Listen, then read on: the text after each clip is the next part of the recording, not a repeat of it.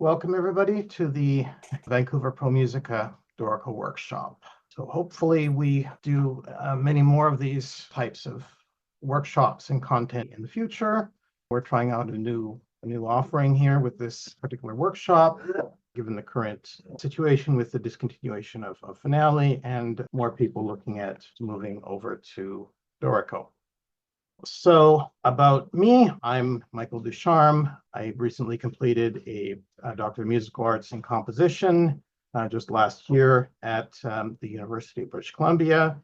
And I previously completed a Master of Music in Composition at UBC and a Bachelor of Music in Composition at the University of Manitoba. I've been using Dorico as my main notation program since 2018. So I actually moved to Dorico quite early. I moved to Dorico earlier than most people because Sibelius was actually really starting to crash on my computer, not because Dorico was really ready at the time.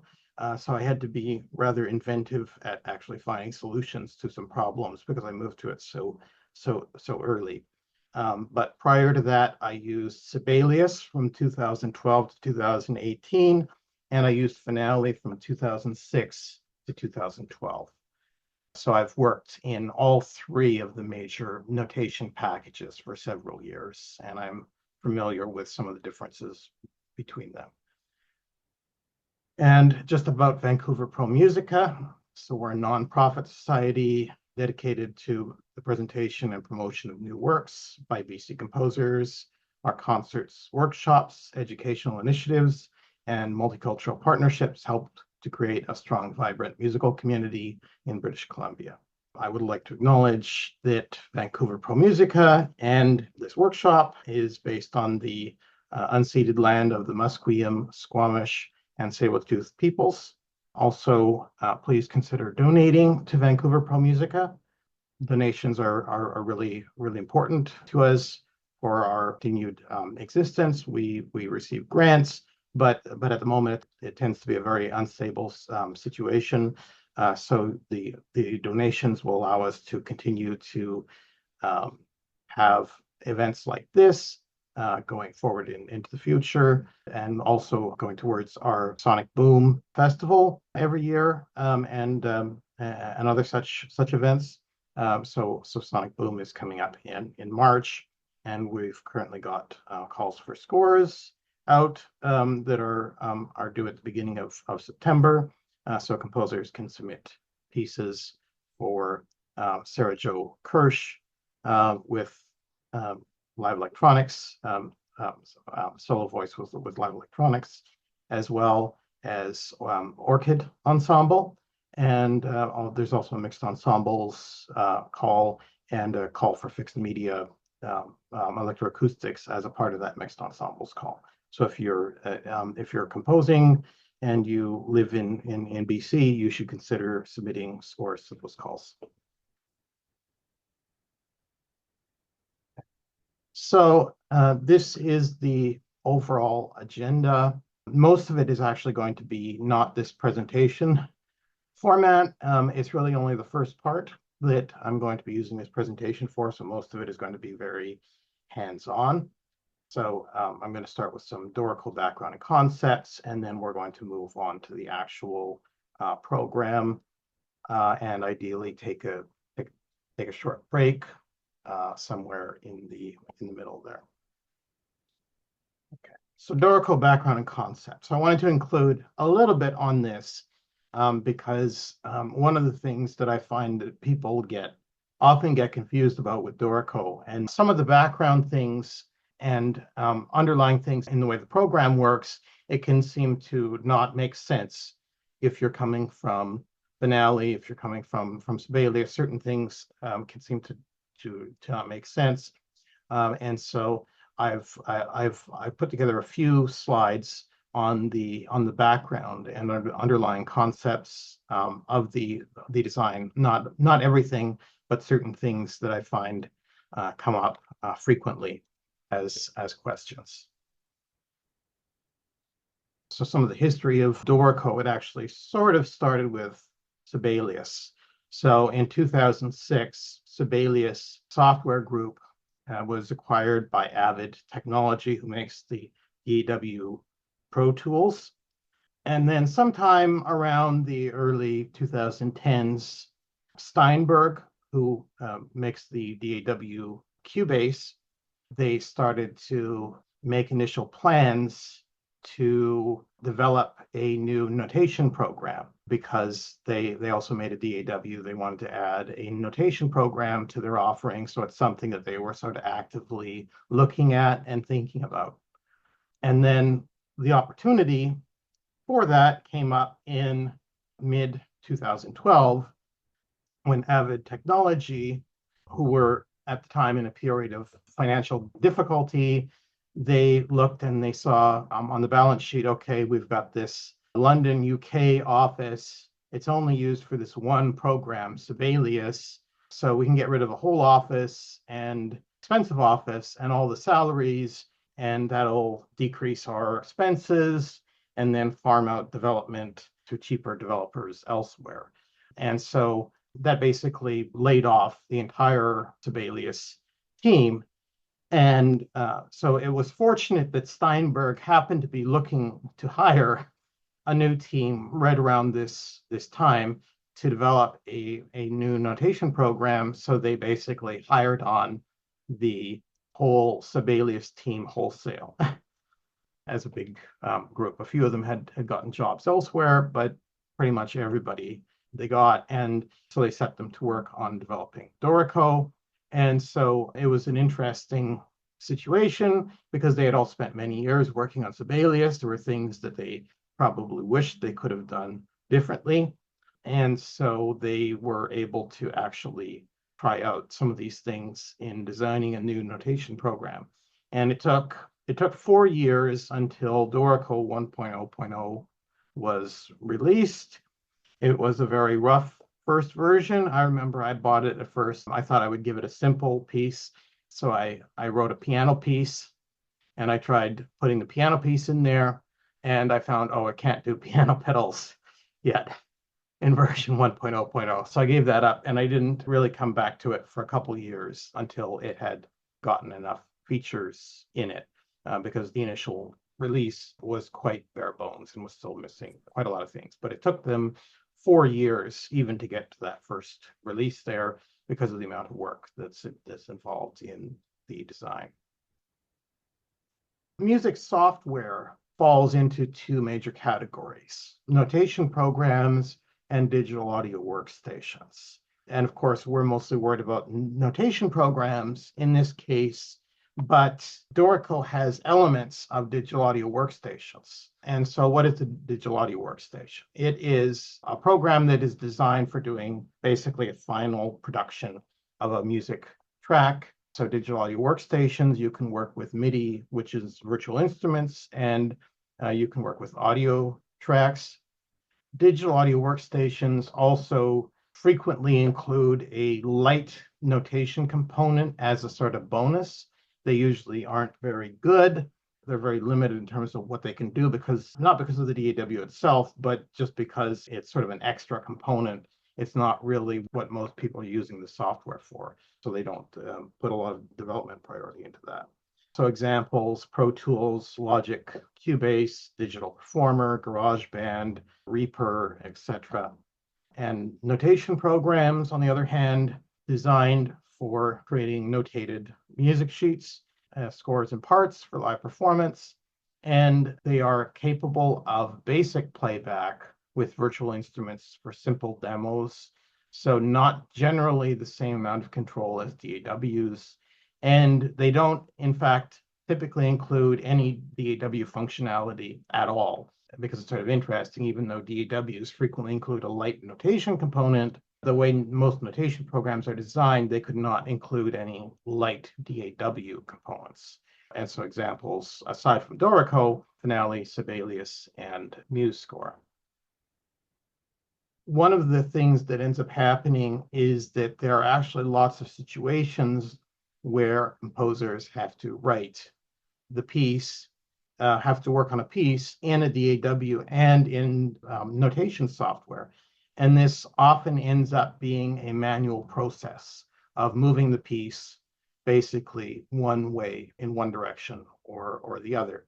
So one example is in a film scoring situation, the composer will write all the music in the DAW and do the mock-up there, and then it gets sent to the orchestrator, who creates a notated version to get performed. Sometimes then it gets revised, so then the composer revises their mock-up and then sends the revised one to the orchestrator, who has to figure out what's changed and renotate these changes to their score and parts. So it's a very manual process.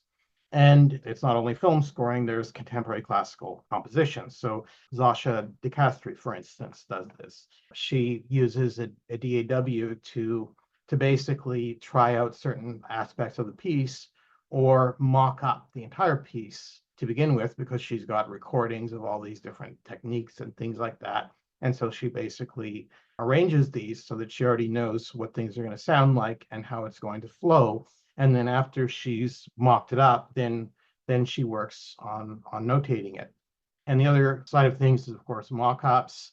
Maybe it's a piece that's unlikely to get performed, so the composer wants to do a good mock-up of it, and they wrote it in notation. And the typical way that's recommended for them to do this is to basically print out their score and put it in front of them and play in every single part live on a MIDI keyboard one by one, and edit them and shape them all like the performers would, and basically do all that manually by hand in a digital audio workstation. And then, of course, if you decide to revise the piece afterwards and you want to revise the mock-up, then you're revising two different copies of it. And so this really is very inefficient for these users who have to work in both programs. So it's been somewhat of a holy grail in some cases to actually have a program where you could do it all in the one program, basically. And that's where Dorico comes in. It's a notation program first and foremost, but it's also a light DAW.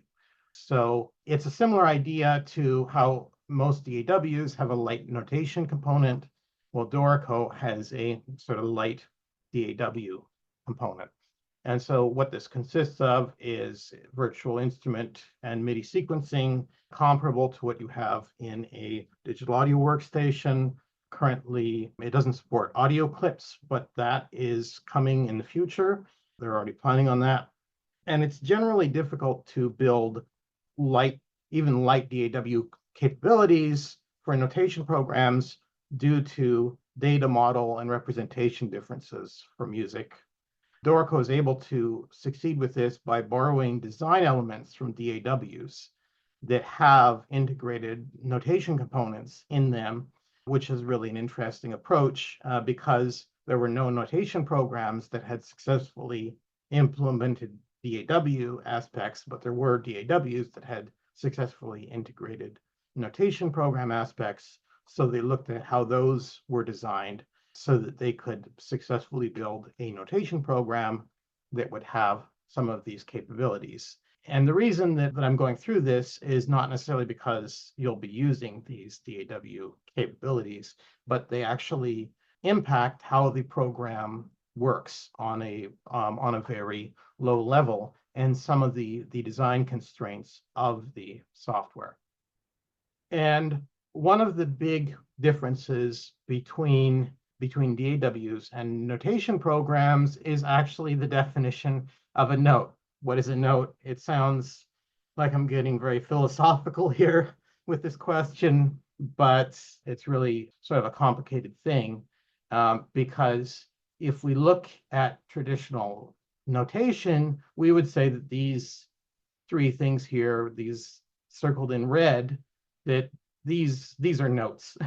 And we've got ties connecting the notes. That's our definition of notes. It's a note head plus a stem plus flags. Those are the notes. But in a DAW, in a piano roll specifically, a note is just a rectangle. It's just this sort of rectangle that has, okay, it's got a start here and an end here.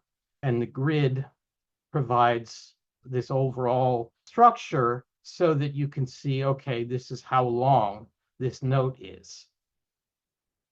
Okay, so this is one note in a DAW, but in traditional notation programs, this would be three notes with the ties. And similarly, DAWs also handle rests completely differently, because in traditional notation, you actually have to write symbols for the rests, because you don't have a sort of grid for regular notation. But if you look at a DAW, you don't really have such a thing as rests. This same passage in a piano roll in DAW, it's just the absence of notes. There's no notes there. You know how long they are because of the grid. So in a DAW, a series of tied notes is considered to be one note. DAWs don't have an idea of ties. A note can start anywhere and anywhere. And the rests do not really exist. They are just the absence of notes. So it's actually big differences when you think about it between DAWs and notation programs. So how can these be resolved? So looking at examples from DAWs that have light notation components, what they actually do is they will look at the piano roll representation of the music and basically generate the score on the fly. So DAWs like Cubase and Logic, etc., they have a score editor component. And what that does is that looks at the piano roll and it looks at every single note and sees, okay, what beat or what subdivision of the beat does this note start on, and what beat does or subdivision of the beat does the note end on, and what is the length of the note. And then depending on these and the rules of music, it decides whether it has to render it as a single note, and what the duration should be, or whether it should render it as a series of tied notes. And similarly, the DAW score editor will automatically render rests in places where notes do not exist. And so this is also done in Dorico. This is basically the way that Dorico works. It is designed off the model of DAWs with light notation components, because nobody's been able to make it work the other way, basically. Other programs that have used more paper-based definitions of note and rest, they were not able to easily solve these problems and have a sequencer view that actually worked properly and was full-featured. So Dorico uses the DAW definition of note and rest. So a note is a single entity, and by default, when you make a note, Dorico stores only the start and end location of the note and the length. And so what it does is it determines on the fly, it looks at the note that's there, it says, okay, it starts here, it ends here, this is how long it is. So based on the rules of music as defined by the notation object, the notation options, it determines how it should render it. And rests are also the absence of notes in Dorico. So in places where notes are not present, it automatically displays implicit rests. Okay, so that helps you to understand some of the behavior of the program and where it is different and why it's different from Finale or Sibelius, which impacts you even if you aren't using the DAW functionality. And there are other DAW influenced aspects of Dorico, which is that Dorico stores notes along a timeline. And this is in a very sort of DAW sort of way. Like when you enter in notes in a DAW, you can actually change time signatures, and what happens is the bars will reflow around the music. The music stays where it is. So if you have everything is supposed to occur at a certain number of seconds, like if you're scoring a film or doing something else where you need something to happen exactly 30 seconds in, you might actually want to change time signatures without impacting where how many seconds in that event is occurring. And so DAWs allow you to basically move time signatures around, but keep the music in the same spot, keep it sounding the same, even though it's notated differently. And Dorico basically anchors notes to certain locations in musical time, which is the number of beats from the beginning of the piece. So in this way, it allows you to change time signatures without affecting the timing or sound of events at all, which allows it to be used in film scoring situations and other situations where exact timing is sensitive. And in fact, like a DAW, it also jumps through some hoops to avoid shifting events in time, because in a DAW, you also have to tell the DAW, okay, I want to add time or I want to remove time. And in DAW, these are their own functions. They don't happen automatically because you don't want for someone to accidentally trigger them, because if there's a film or something and it has to be timed exactly that way, these are functions you don't want to trigger by accident. And so it's the same thing in Dorico. Dorico will jump through hoops like a DAW to make sure that if you're making certain kinds of edits, that it won't actually impact the timing of things. And so that's something that we'll deal with as we actually get into working with things like time signature changes, because this will help to explain why it behaves a certain way when it comes to these time signature changes. And another design aspect of Dorico is the global versus local. So in traditional notation programs, specifically like Finale, you often make bulk adjustments to individual notes and such. And this has created a whole plugin base around Finale with plugins like Perfect Layout, which allow you to make these adjustments on a large scale, basically automating, making the same adjustments to every single note or every single symbol or whatever. But in Dorico, it's more automated. So instead, you use global settings to adjust the appearance of many things very, very quickly. And then you only use local overrides where necessary. So an example might be, okay, for niente, for diminuendo to niente, do you want to have the circle at the end of the hairpin, or do you want the N at the end of the hairpin? And you could go through and change them all from the circle to the N if you like the N better, but the other way is to actually go into the engraving options and change the default niente in there from the circle to the N, and then they're basically all changed simultaneously as the global setting.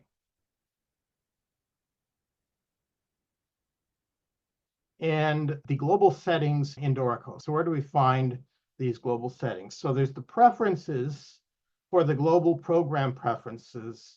That affects all Dorico projects.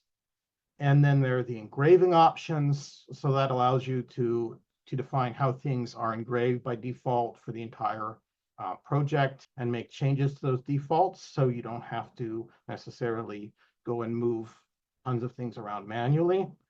And there's also the notation options, which allows you to set notation settings on a per flow basis.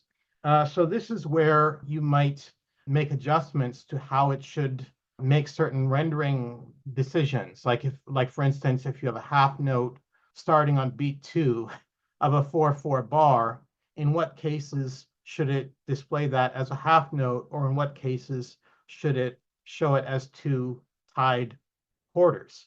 So there are a whole whack load of options in the notation options that allow you to define how it should handle those sort of situations. And generally, once you set those all the way that you want, then it will do things in the way that you like. The default notation options are generally derived from Gould's behind bars notation manual. So that's where a lot of the defaults come from in Dorico. And then there's the layout options. That allows you to define formatting settings for each layout. Example, the full score, flute 1 part, violin 2 part, etc. So the full score obviously is generally going to be a different size than the parts. So all those sorts of formatting settings go into the layout options. And then there's the note input options and the playback options. Those are the other two to be aware of, but you don't have to use those as often. Like I rarely go into either, even when in cases where I'm working on playback quite a bit. And another aspect of Dorico is keyboard versus mouse. So Dorico has always been very, very keyboard focused. So it was intended essentially to be almost like a Microsoft Word for music.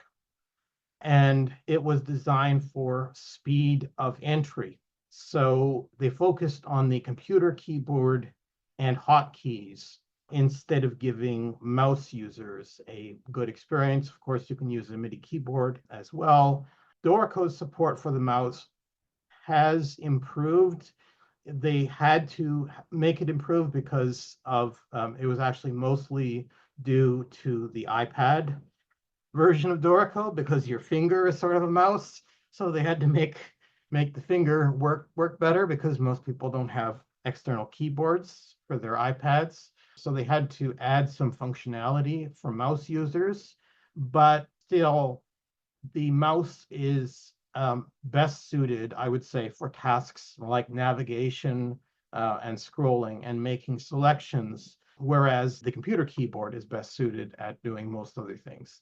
And so this means that Dorico is very fast and efficient. Once you learn it, you can save a huge amount of time, because all the computer keyboard entry means you can just be typing away and very, very quickly get everything written the way you want. But it can also mean some adjustment if you're primarily a mouse user. And in fact, I would recommend disabling the mouse-based input and editing options in the preferences, at least initially. And I'll show you how to do that. So at first, I would turn off some of those things, because what I find is that people accidentally trigger those sometimes. And even though they are better than they originally were, they still aren't on par with the computer keyboard entry. So at least for this, for the purposes of this training session, we'll be turning off the mouse-based input editing options in the preferences. Okay, so that is the end of the presentation part. So a couple things. I have this hotkey displayer installed. So, and I'm on Windows in my case. So Shift is the same, and I actually have it displaying the Mac key for the Alt. But when you see Control appear, that will be Command on a Mac. I wasn't able to actually have it show Command. So when you see Control, just think Command. I included in the folder that I gave the link to in the chat, in the Dropbox folder. Online, it will probably be placed as a Google Drive link afterwards, but it contains a few files. One of them, you might as well download those now. One of those is a copy of the Dorico quick reference card, which I would highly recommend having. And basically, you can print it out on 8.5 by 11, and then you can it folds up like a brochure, essentially. And this was only updated recently. Even when I checked this back in July, it was still the quick reference card for Dorico 4, but I guess people moving from Finale caused them to decide to update this quick reference card. And so they've done that. And the other thing that I would recommend is, if you want like a full-blown Dorico tutorial, is to go through, they've got this First Steps guide, it's called. And I've got the link to the First Steps guide. There's a text file with a link to where the quick reference card is from. And so where you can find updated versions, a quick reference card, and also the first steps guide. And so I would really recommend looking at the first steps guide if you're relatively new to Dorico and going through the tutorials there, because I used something similar when I was moving from Finale to Sibelius, and it really helped me get oriented to Sibelius. When I moved from Sibelius to Dorico, unfortunately, the first steps guide was not available, so I had to figure things out in a more complicated way, but I would have used the first steps guide if it was available when I first moved. A lot of the hotkeys that we're going to be talking about are in this quick reference guide, so you can keep it up on the screen. When I go into Dorico, when I start Dorico, I get the Steinberg hub. I'm not necessarily too worried about going through the Steinberg hub right now. The first thing I'm going to actually do is go into the preferences, and I'm going to show you where those options are to turn off those mouse input options. So on Windows, it's in the edit menu and preferences. On Mac OS, I believe it's in there's like an Apple menu in the top left corner where there's an Apple symbol, and you click on that, and the program preferences are in there, I believe. And then once you find this preferences window, then in note input and editing, you basically just scroll down, and it's these settings here under mouse input. Just uncheck those three, just for the purposes of this training. If you decide afterwards that you want them, just keep in mind where they were and which ones were enabled, so that you can set the settings back to how they were. But this is how I work in the program, is I work with those three all turned off. Okay. And after making those changes, then apply and close. All right. So in terms of starting in Dorico, a common way in which I've seen these workshops tend to start is people make a new file and they show setting up the new file from scratch and putting things in there. But I find it's a lot more interesting to tour the Dorico interface by opening up a file that already has a great deal of stuff in it. So I've included in that Dropbox, there's a Rite of Spring. This is engraved by Stephen Taylor. So we're going to start actually by opening that Stravinsky Rite of Spring engraving. And it's fairly big, so it may take a few seconds to load up in total here. But this way you can actually see something that's a full-blown score in a way that uses essentially all the features of Dorico, or most of the features of Dorico. Okay, so the file will probably open up into setup mode, like how it did for me here. If it didn't, these are your 5 modes up at the top: setup mode, write mode, engrave mode, play mode, and print mode. And you can switch between them either by clicking or with hotkeys. On Windows, it's Control and the number. So Control 2 brings me to write mode. Control 3 brings me to engrave mode. Control 4 brings me to play mode. Control 5 brings me to print mode. If you accidentally hit Control 6, you'll notice the modes dialog disappears. If it does disappear, you can just hit Control 6 again to get it back and just return to setup mode. And in the modes, we tend to have these 3 zones. There's the left zone, the right zone, and the bottom zone. And these zones have they can be activated or deactivated. You can use the mouse, or there's also hotkeys for them, although I don't necessarily remember what they all are actually in this particular case, because I don't have to do that very often. But there is one hotkey that I do use fairly often, and that's Control-0 for hiding all the zones, or it would probably be Command-0 on Mac, or I just hit it again, and it shows all the zones. And in setup mode, we've got basically three things here. We've got players, we've got flows, and we've got layouts.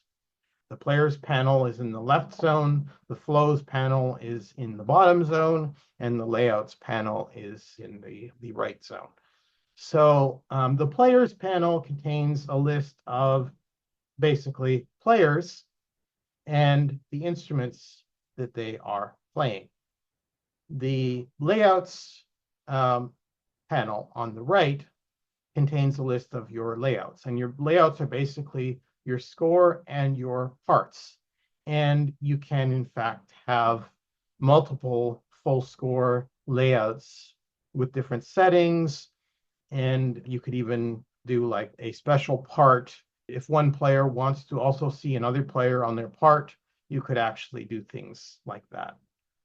And then flows are essentially movements, or they can also be used for cases in which maybe you have a book that contains multiple like pieces by many different composers that are all together in the same book. You want to keep the book in one file. So you could have these individual pieces in the songbook by the different composers in flows, and thereby allow you to keep the book all in one file.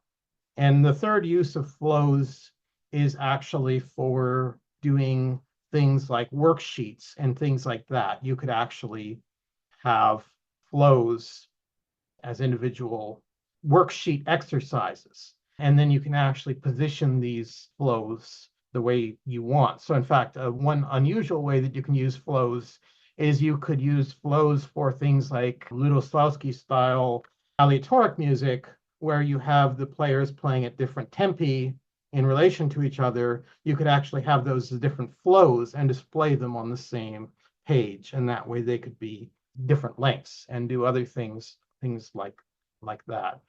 Because Dorico actually has a full desktop publishing component. It's not a full feature desktop publishing component like you would have in things that are designed for making magazines, but it does have a desktop publishing component. So that's what players and flows and layouts are.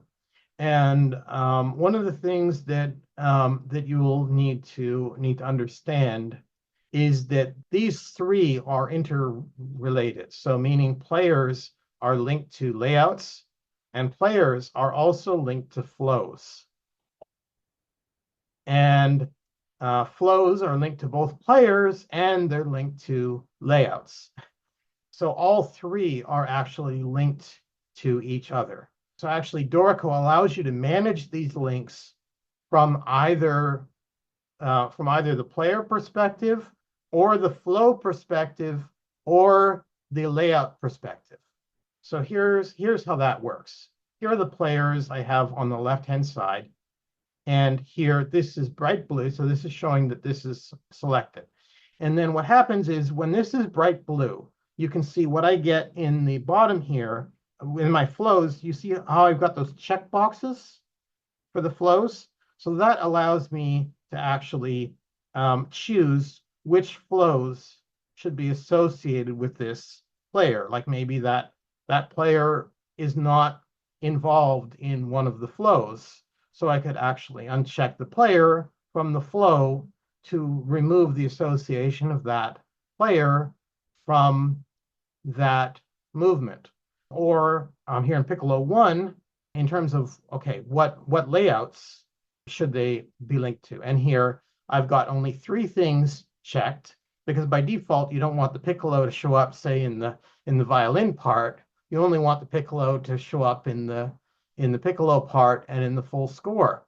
But if you wanted the piccolo to show up in the violin part, you could check the violin over here.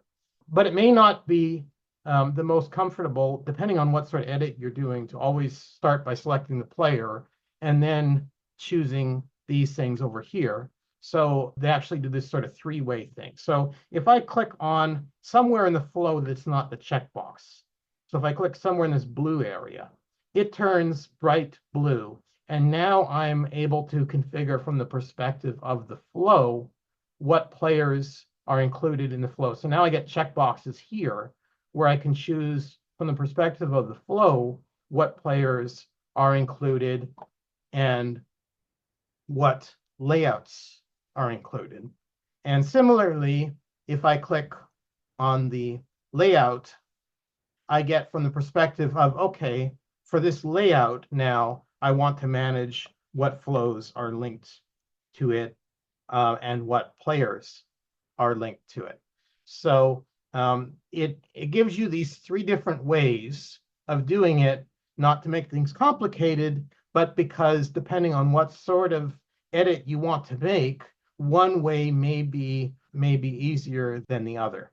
So what type of edit might we want to make?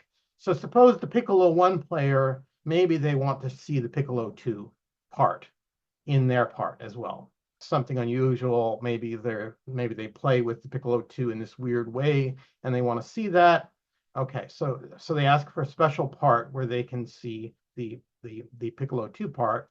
So I'm going to open up I'm going to choose from this drop down, instead of full score, I'm going to choose Piccolo 1, so that I'm looking now at the Piccolo 1 part.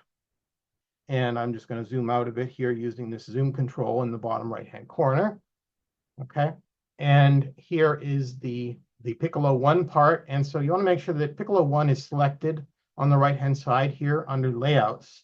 And what I'm going to do is I'm going to check this box for Piccolo 2. Don't actually click on Piccolo 2 because that'll turn it bright blue and then you'll get the checkboxes on the wrong places. You just want to very carefully just click within the checkbox. And so now what this has done is this has added the Piccolo 2 into the Piccolo 1 part. So this isn't something you would normally do, of course, because probably the Piccolo in most cases will just want to see their own part and not someone else's part. But this shows you how that works. Or you could even make a special part so that you still have the regular Piccolo 1 part. So I'm just going to undo that. Okay. And another thing that I'm going to do with the layout selected, so here I've got Piccolo 1. So suppose maybe this isn't for a performance. Maybe I'm the Piccolo 1 player and I want to practice certain things. Maybe there's a certain I'm doing an audition for something and I want to practice certain things. So I don't care about all of the first part of Rite of Spring. I just want to see certain movements on my part so I can practice. So here, Piccolo 1, I have the part selected here. I can uncheck flows. So I don't have, let's say I don't have to worry about the augurs of spring. I don't have to practice that. I can uncheck that. And now that's removed that movement from the part layout. I can easily put it back again because doing that didn't actually delete any notes. So I can re-add that to the part layout and it comes back. But that way, if the Piccolo player does not want that movement in there at all, I can just uncheck it and take it out. So there's all sorts of useful things that you can do with this. I'm just going to re-add it since there's no reason necessarily why I would do it in that way. And the other thing that I would like to show you in this, yes, and yes, you can change the flow order. So you can actually just drag these around and you can bring spring rounds before ritual of abduction. So it just drag and drop. I'm not going to do that right now because it will cause all the parts and score to get reformatted. So it'll probably, just because of the size of the score, it'll probably be a little bit slow at reorganizing. It may take a minute, so I don't want to risk doing that right now. But yeah, it's just drag and drop. So something else about the players panel here that you want to keep in mind is there are these two different kinds of players. You've got the ones that are one head and the ones that are two heads. You can see the two heads on the violin one, two heads on violin two. The two heads aren't better than one head. That's more like these are that's the icon for section player versus solo player. And one of the things that controls is what sound it loads up. So for instance, if you create a solo player for violin, you're going to hear a violin solo sound when you hit play. If you load up a section player, then you're going to hear a violin section sound when you hit play. There are other differences as well, but that's the most obvious difference.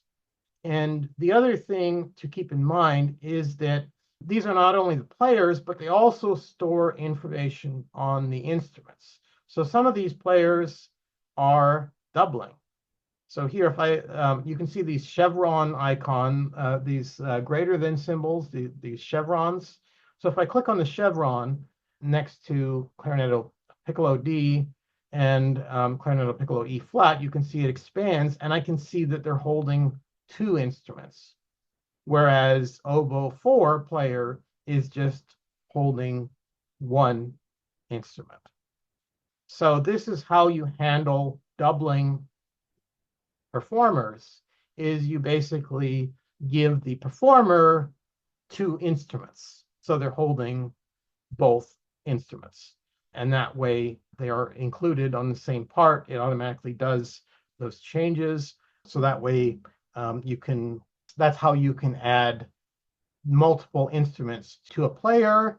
And so you'll often have to do that with things like the second or third flute. You'll have them doubling on piccolo, second or third oboe, depending on how many oboes you have. They're probably doubling on English horn. Second or third clarinet is probably doubling on bass clarinet, etc. So you would set up the doubling players in that way based on the score. And of course, the section players are different. That's one of the differences between the section players and the solo players, is the solo players can have multiple instruments in their hands and switch between them, whereas the section player, they can only have the one instrument in their hands. So you couldn't have your violin section, say, change to a section of guitars or something like that midway through. It doesn't let you add another instrument to the hands of a section player. So that's one of the differences between the solo players and the section players.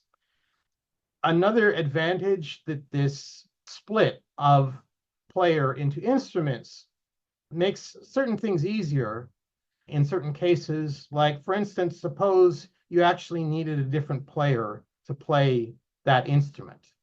So instead of doubling, you actually needed to be, okay, I've got this one performance where now it has to be someone else. You can actually move this instrument to a new player. All the music comes with it. So if you've got a situation where you have, say, maybe this specific percussionist has to play this certain instrument in this one orchestra, you can actually move the whole part just for that one instrument from one player to the other, and it automatically updates the score and parts and everything for you, which is a really, really nice feature when you're dealing with large ensemble music like orchestra music. All right, now I'm going to go into write mode, and I'm going to change back to the full score in my layout drop down here. It'll take a moment for that to load up, because again, this is a fairly big score here, Rite of Spring, the whole first part in one file. So it's big, but this way there's also lots of stuff to look at. Hopefully it hasn't crashed here on me. There we go. Okay. So here is the score in write mode. And of course, you can use the scroll bars to navigate through the score. Another way that you can navigate through the score is you can actually use the hand to move around the score. And the way you can trigger that is you can hold down Shift and you can drag. and that that lets you use the hand to move the score around the page. And the other way is if you have a middle mouse button, so a mouse wheel, you can actually drag with the middle mouse button, and that activates the hand. So you can drag with the hand there with that middle mouse button, as opposed to holding shift. It was doing something strange there on my side, but I think that's just more related to the zoom thing. But the middle mouse drag is very, very useful. And I've got certain controls here right on the bottom bar.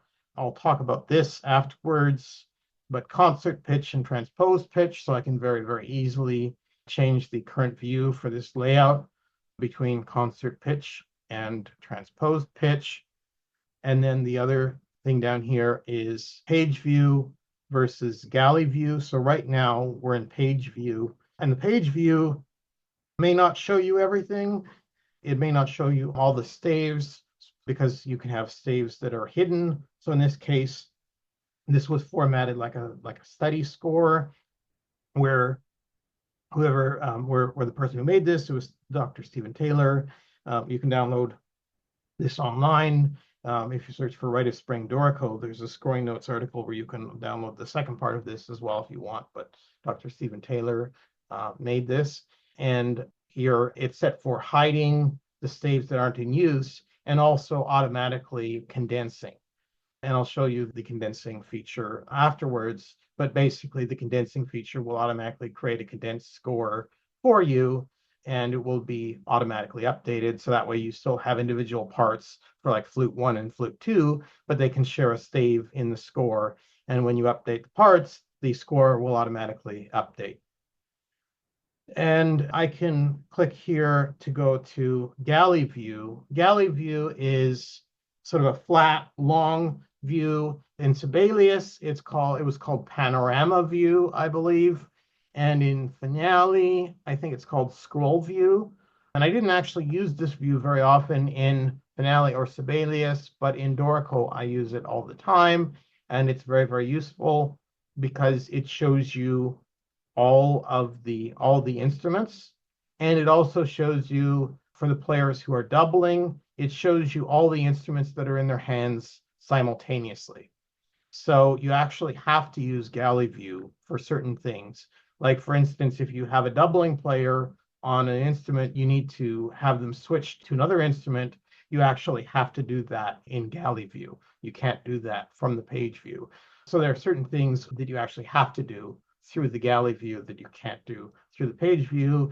So I had to get used to working more in galley view, whereas in Sibelius, I personally never used the panorama view, and I never used the scroll view in Finale, so I almost forgot what they were called.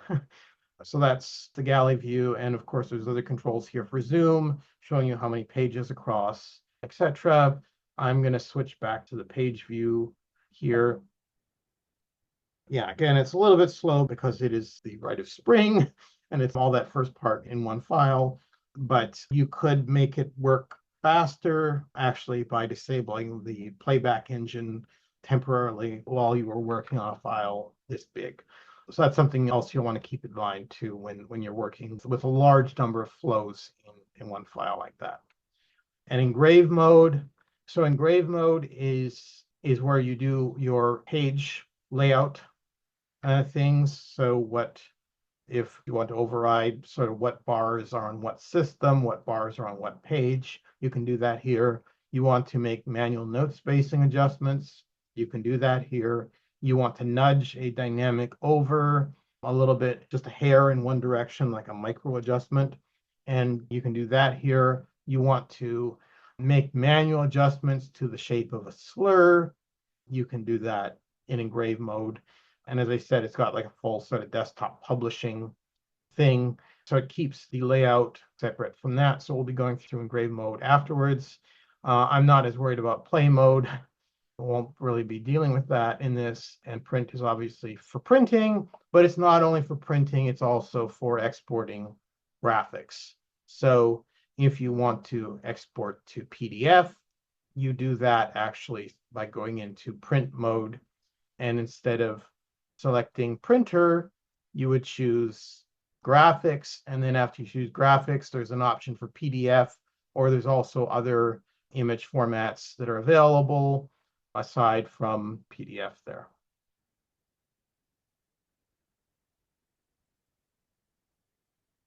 Okay. So I just wanted to give a brief tour there of a file that actually had already lots of things in it. And before we started working in an empty file. Okay. So I'm going to close out of the Rite of Spring now, and we'll start with something a little bit simpler.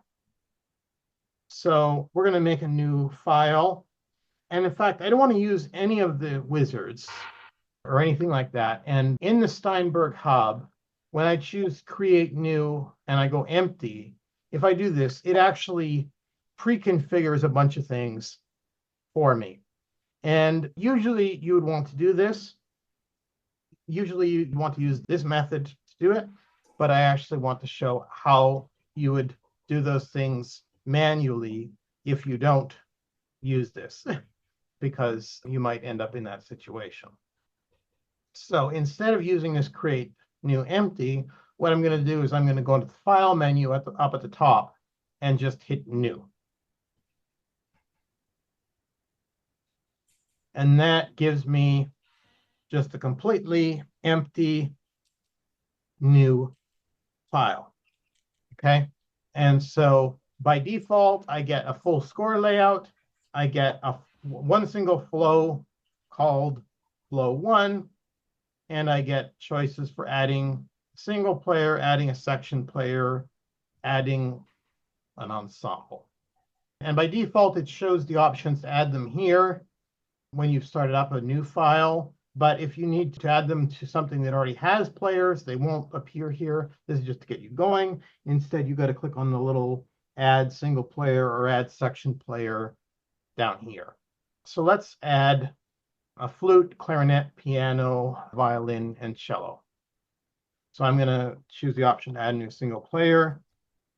I'm going to say flute. Okay, and I've got the flute. And now that I've added a flute, now I no longer have those options there. So now I have to use these buttons down in the bottom left-hand corner to add more single players. I'm going to add a clarinet, B flat.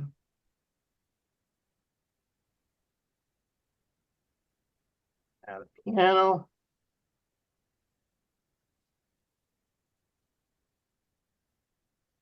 I'm going to add the violin, just as a single person, not a section.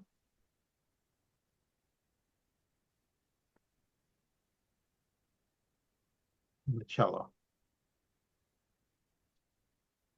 Okay.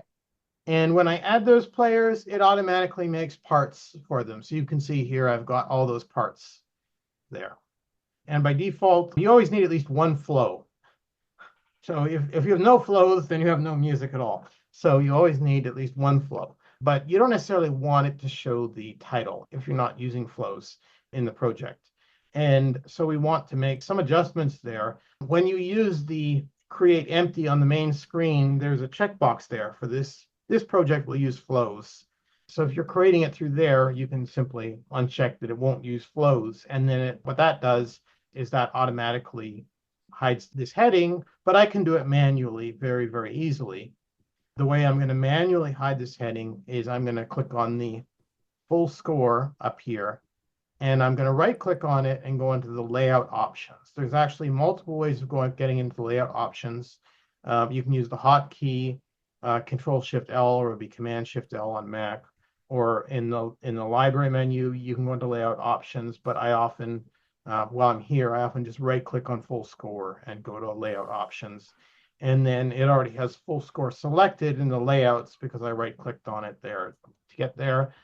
And so here I've got a bunch of different options. While I'm here, I might as well change my paper size from A4 to letter. And then I'm also going, this is under the page setup subtab, which came up automatically. Then I can also say, here's how I get rid of that flow 1 that I don't want to see. it's here under page setup, under flows. There's this show flow headings. So right now it's for all flows, and that's why I'm seeing this flow 1. So I can change it to either of these, and the flow title will disappear. And yeah, when it comes to reordering, so there's basically 3 different sort orders that are preset. There's jazz, orchestral, and band. So right now it's in orchestral, and it's trying to sort them that way. But what I can do is I can change this from orchestral to none. And then once I change it to none, then I can just drag the piano down. The other thing you could do is you could actually make a custom instrument sort order. You can go into the library menu and choose instrument score orders. And then it's actually possible to define a custom score order that will already have the piano at the bottom. And once you define that, then you could just choose that from this by right-clicking on this score order thing and choosing that custom score order that you made whenever you wanted to use that. Cool. Okay. And now the other thing is we probably want to give this thing a title. So the way that we set that is through the project info. So in the case of Windows, that's in the file menu. There's project info. And in macOS, I guess it's probably somewhere similar. I don't remember exactly, but I think it's in a similar spot. So here, this is similar to the score manager in Finale for Finale users. So here I can give the piece a title, my first Dorico piece, and name in here. Okay.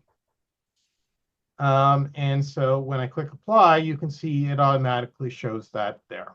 So it's already included in the template to show this title and the composer. So once I put them in there, then they already automatically appear.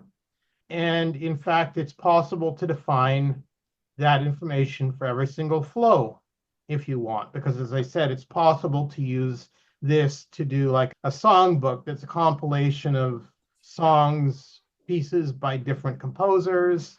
So then you could actually define, there may be cases in which you want to define all this information on a per flow basis. If you're just using flows for movements, you probably only need to change the title of the flow rather than the other things.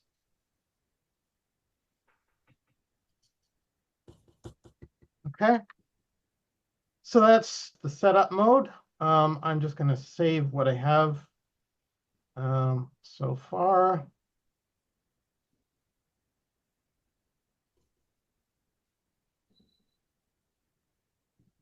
Okay.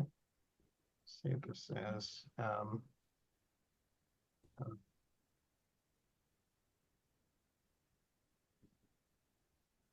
Oracle piece. Okay. And that way I've got this in there. Okay. So let's now that we have this set up, let's go into write mode and actually start adding things. So the way that you normally add notes in Dorico is with the caret. So it's what's sometimes called the cursor. In the word processor, it's the blinky thing where you type and you get letters.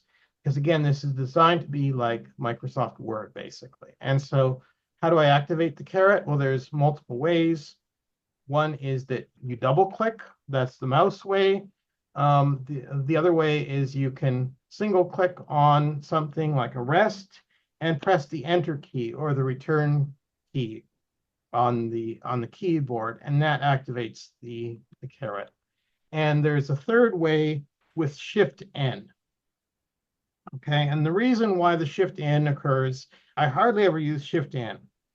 The only times when I do use Shift N is there are certain symbols. This doesn't happen with rest, but there are certain symbols where when you press enter, it does something else. When you press enter or return, it does something else. It opens up a dialog box. So because the enter key or the return key can do other things besides simply open up the caret, depending on what you've selected, they make this second hotkey, Shift N, for activating the caret. And then I can use the arrow keys. Those allow me to move up and down through the parts and right and left. So just practice moving around with the arrow keys. Okay. And when it comes to entering notes, I can simply type the music. So here I've got quarter note selected. So that's 6. I can use the numbers to change the duration. So 2 gives me this 64th note, and then 32nd note, 16th note, 8th note, quarter note is 6, and half note. So I'm just going to choose quarter note. And in the flute part, I'm just going to type the letters. I'm just going to type A, B, C, D, E. Now, so a couple of things that we can see are happening here is that we don't currently have a time signature. So right now it's in sort of an unmeasured state. So we could keep adding notes here by typing the letters. Again, it's designed sort of like a word processor for music, but probably we actually do want to have some kind of time signature. So again, when you use the empty option, there's a choice to specify the time signature, the starting time signature, but you don't get it if you started without that. So what I'm going to do is there are these things called popovers that are the best way to create new items. I could go to my notations panel on the right here into time signatures and choose the time signature here, but I'm not going to do that. I'm actually just going to click on the first note, and I'm going to activate the meter popover. Shift M for meter. And then I can just type 4/4 and hit enter. And I get 4/4 time signature. And maybe actually I want, okay, well, right now I've got 3 bars. If I were to keep entering notes, I would automatically get more bars added onto the end. But I can also add empty bars, pre-add empty bars if I want. So, and in fact, the easiest way of doing that is with another popover. So it was Shift M for meter and 4/4. And then to add bars, what I'm going to do is I'm going to click here at the end. I'm going to hit Shift B. So this is my bars popover. I'm going to type in +10, enter. And that way I've got 10 empty bars. Okay. And I probably also want tempo. And again, I could choose tempo here and choose something with the mouse here, but I'm going to do it with the keyboard. I'm going to hit Shift T for tempo, and I'm going to say Allegro, Q equals 120, enter. And then it automatically shows it as Allegro, quarter equals 120. And so that's the reason why the time signatures are Shift M, because Shift T is taken by the tempo tool. Okay. So now I've got some notes entered, I've got some empty bars, I've got my time signature, and I've got my tempo. I can also add a key signature, Shift K for key signature. Generally, most of the time when I activate that, it's just to add the atonal key signature.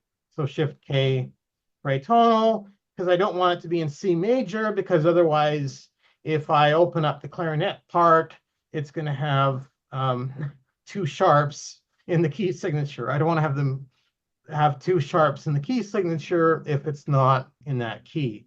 if it's not tonal. So by adding the atonal key signature, that way all the parts will just show the accidentals instead of showing a key signature for the transposition.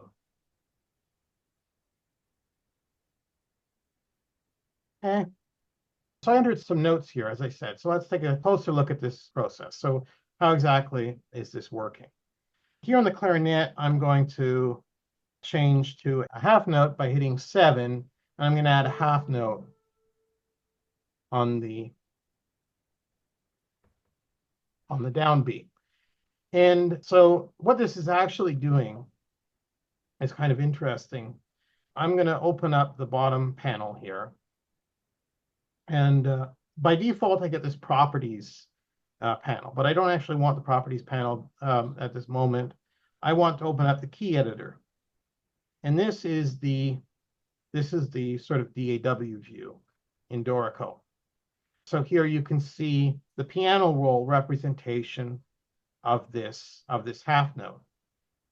And what I can do, if I want, is I can actually drag this sideways.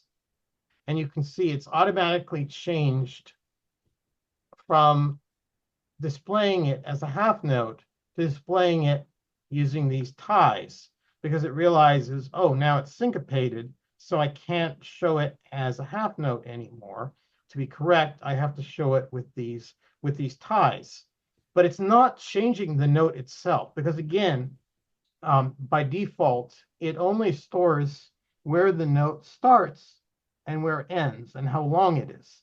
So by default, it only stores this rectangle, and it's like, okay, I display this as a half note in this case because it occurs on beat 1, starts on beat 1, and ends on beat 3. But if it's shifted, if I drag that to shift it, then it renders it in a different way. But it's not that it's changing the notes. So when you're actually adding notes and you're choosing the note values here, this is not necessarily saying literally make a half note. This is saying make a note that's 2 beats long. And what that makes a rectangle on the piano roll that's 2 beats long, which then Dorico decides based on its notation rules, okay, how do I render this? And it renders it as a half note. And that way you can move it sideways and do things like that, and it will automatically update the rendering of it. And I was just showing this in the key editor. In actuality, you don't have to go into the key editor to do those sort of things. You can do that without the key editor. I'm going to change this bottom panel back from the key editor to the properties panel here. I'm going to close the bottom panel. And yes, you can change the duration in the DAW editor. You can take the end of the note, you can drag it 1 longer, you can drag it 2 longer, you can bring it back. It's also possible for you to change the sounding duration only, so that you can have one duration for how it's written and another one for how it sounds. So that because there may be some notes where you want them to sound a bit longer than they are, a bit shorter than they are for various reasons.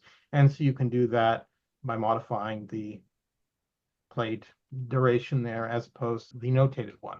But you can do a lot of these things like making it longer or shorter without having to use this piano roll. There are in fact hotkeys for doing this right in the notation view. So if I switch this back to properties and I close it, I can actually, if I select this half note here and I hit Alt right arrow, that's shifting it sideways. So I can use Alt right arrow and I'm moving that half note sideways, and I can move it left by using Alt left arrow, and that moves that half note sideways.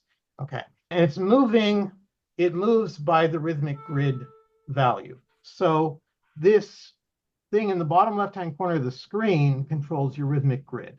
So right now this is set to an 8th note. So as I use Alt to shift this sideways, Alt and the arrows, it's moving by the rhythmic grid amount. So if I change this to a 16th note and I Alt arrow, then it moves by a 16th note each time I hit Alt and the arrows. And I want to make, I'm going to change this back to 8th. And let's say I want to make this longer. I can do Shift Alt right arrow, makes it longer. So this is making it longer by the rhythmic grid amount. Or I can make it shorter by the rhythmic grid amount with Shift Alt left arrow. So this is really, really nice for orchestra music for doing things like cutoffs. So let's say I'm writing for orchestra and I want to make sure that my clarinet and violin and cello are all cutting off on the downbeat of bar 2. I can actually select these 3 notes. I can do Shift Alt right arrow, and there's my cutoff. Much, much easier than it is in other programs. So a lot of these DAW functions really, really come in handy for all sorts of edits to the music. Now, but what if Dorico does something that you don't want it to do? Like what if it notates something in a way you don't want? Well, first of all, let's look at maybe an example of this. So I'm going to add a few notes here.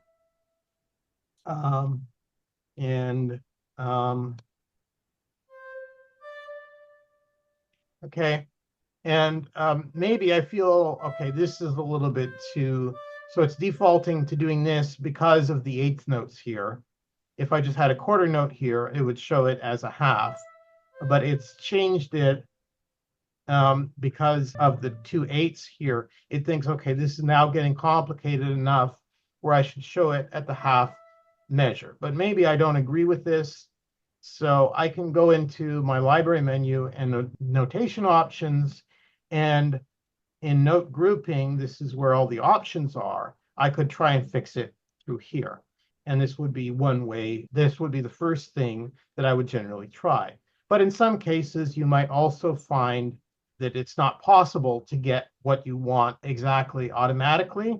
In that case, there's this thing called forced duration. And the way forced duration works is basically I can say forced duration and then half note, and that forces that particular note to be a half note. So now what it's doing is it's actually storing an extra piece of data with the note. When I use forced duration, it no longer just stores it as this rectangle on the piano roll. Instead, it stores a little piece of data with it saying this should be rendered as a half note. So that's how you can do individual overrides. But then there are people who start saying things like, oh, well, I just want to override everything. Well, if you override everything, then you lose the ability to easily make certain edits. Because, okay, so now I've overridden this to a half note. And now suppose I decide, okay, actually I want this to be syncopated. So I want this to come earlier. So I'm going to use that nice hotkey, Alt left arrow, to move it. And oh, what's happened? Now I've got this weird half note starting here because I've forced duration on a note where I didn't need to force duration. So now this doesn't make musical sense. And now if I turn off forced duration, now it actually shows the correct syncopation for that. But that's the reason why you don't want to immediately jump on forced duration and turn it on for absolutely everything. Because in many cases, you'll be engraving you'll be composing something in Dorico, and you might make revisions. It happens with everybody. You're not going to necessarily do everything perfect the first time. Every first idea that you come up with is not going to be the best thing. You're going to go back, you're going to make revisions. And so the features are there to make the revision process easy by automatically updating things. So you don't want to force things unnecessarily, because then that's going to hamper the program's ability to help you in making those revisions, if that makes sense. Okay. And the other thing I should point out is that the rhythmic grid also affects how far it moves when I use my arrow keys, when I activate the caret, and I use the arrow keys to navigate around. So when it's set to eighth note, it moves by 1/8. I can change this to a quarter, and then it moves by a quarter each time. I generally like the eighth as a setting. Another key that's very, very handy is you can use control, which is command, and the right arrow allows you to move to the next bar. I only found out about this one fairly recently. So this way you can quickly move the caret to the downbeat of the next bar. And this is really great because this way you can actually very, very quickly move around a piece with the arrow keys by moving from bar to bar to bar. So other than using the arrow keys, you can also advance the caret by using the space bar. When you use the space bar, it advances the caret by the amount specified, currently selected as the note value. So in this case, I have quarter notes selected. So even though I'm not entering quarter notes, when I hit the space bar, it moves it forward by a quarter note. So if I have half note selected, I hit space bar, it moves the caret ahead by a half note. Okay. So again, because most users are not working in the piano roll, so what they've tried to do is create a new notation interface that simulates the grid that you get from the piano roll, sort of a hybrid of the DAW entry from the piano roll and the traditional notation program entry. It's also possible, even though I don't use these very often, it's also possible to, there are hotkeys that allow you to change the rhythmic grid. So it's the Alt and left square bracket or right square bracket. As I'm hitting those, you can see in the bottom left-hand corner of my Dorico window, the value is changing. And some of them are dotted ones. I don't use those very often as the rhythmic grid amounts because those can get confusing. And some people also program hotkeys to allow them to easily switch between the rhythmic grid amounts. I haven't done that yet myself, but I think it's a good way if you're having to switch quite frequently between them and want to quickly select something like a quarter note or a half note or a 16th as your rhythmic grid value. Okay. Another thing that we can do here that I should show here, another hotkey is R for repeat. So I can select some notes or a bar, I can hit R and it repeats that. It's very, very handy. It's from Sibelius actually. So, and of course you can copy and paste using your standard copy and paste hotkeys. Copy and paste is not the only way. You can also select notes and you could alt click in the bar where you want them to appear and they will appear there. That actually saves you from having to do a copy and paste. You can just select, you don't have to copy, you can just alt click where you want them and the notes will appear there. So I use that quite often too to enter things. Okay. So that's the basic note entry. So let's look at dynamics here. So our dynamics popover is Shift D for dynamics. And so here I could say P to F, and it will automatically do this now. But what it's done is it's got the forte here at basically the cutoff point. Maybe I don't want it there. I want it there. So I can move it back. So that's one way of adding the dynamics is you can select the note and you can do that sort of thing. But there may be cases in which that is not really a good way of working. So let's add on.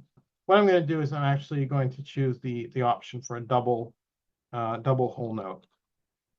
And I'm going to hit C. And of course, that hasn't given me the literal double whole note because this really means create a note that's 8 beats long. So in this case, I get the two tied regular whole notes automatically because I'm in 4/4 time and the note is all one thing. Okay. Now, suppose I want a crescendo. Maybe I want to make this longer. Okay. And maybe I only want a crescendo to happen in the last part of this. So how would I do that? So I can, if I select the note and I do Shift D for dynamics, well, I can add piano. Okay, so start with piano. And then if I do that again, and I say, okay, I want a crescendo to forte. So now it's done a piano crescendoing to forte from the beginning here. And this is not what I want. This is not what I want. So instead, I want the crescendo to happen, let's say, from the last bar here. And that's where the caret comes in handy. So here I want to activate the caret. So I'm going to select the note and I'm going to press enter. And now I've got the caret activated. And I'm going to move hold down control to move the caret. So now I've got the caret in this bar at the beginning of this bar. And now with the caret active, I'm going to do Shift D. And now I'm going to press my crescendo and press enter. Nothing's appeared. But now if I move my cursor here to here, and I press Shift D again, and F for forte, now suddenly my hairpin has appeared automatically. So that way I've got this hairpin properly from this spot, which is where I want it, ending on the forte right here. Okay, and there's another variant to this. So suppose I just want it to be crescendo to unspecified. So I'll go back here, Shift D and crescendo. Okay. So if I want it to be unspecified, how do I get it to appear? Well, actually, what you do is you hit question mark and it appears. So question mark is like the symbol for unspecified dynamics. So if you're using, so in cases where you're using the caret and you want to enter a hairpin at a specific location during a long note or a similar situation like that, and you want to define where it ends, you use the question mark there. And that way you don't have to like type forte or something and then delete the forte. So that's how you actually work with the dynamics. Now, the other thing is that if you add the dynamics separately, let's say I go here and I add a note here. Okay, now I've got this hairpin here, and I'm going to bring this note down. And that's a low note. I'm going to add a dynamic to it. I'm going to add a forte here. Okay, now this forte and this hairpin are not lined up. And one of the first things you might be tempted to do, is to go into engrave mode to fix this. But you don't have to go into engrave mode to fix this. This is handled by grouping of dynamics. So if I select these two dynamics that I made independently, and I right-click, I can go into Dynamics, Group Dynamics. When the dynamics are in a group, they will align automatically by default. So that way I've got the crescendo going to the forte. If I use the popover to create the crescendo and the forte at the same time, they will already be grouped together automatically.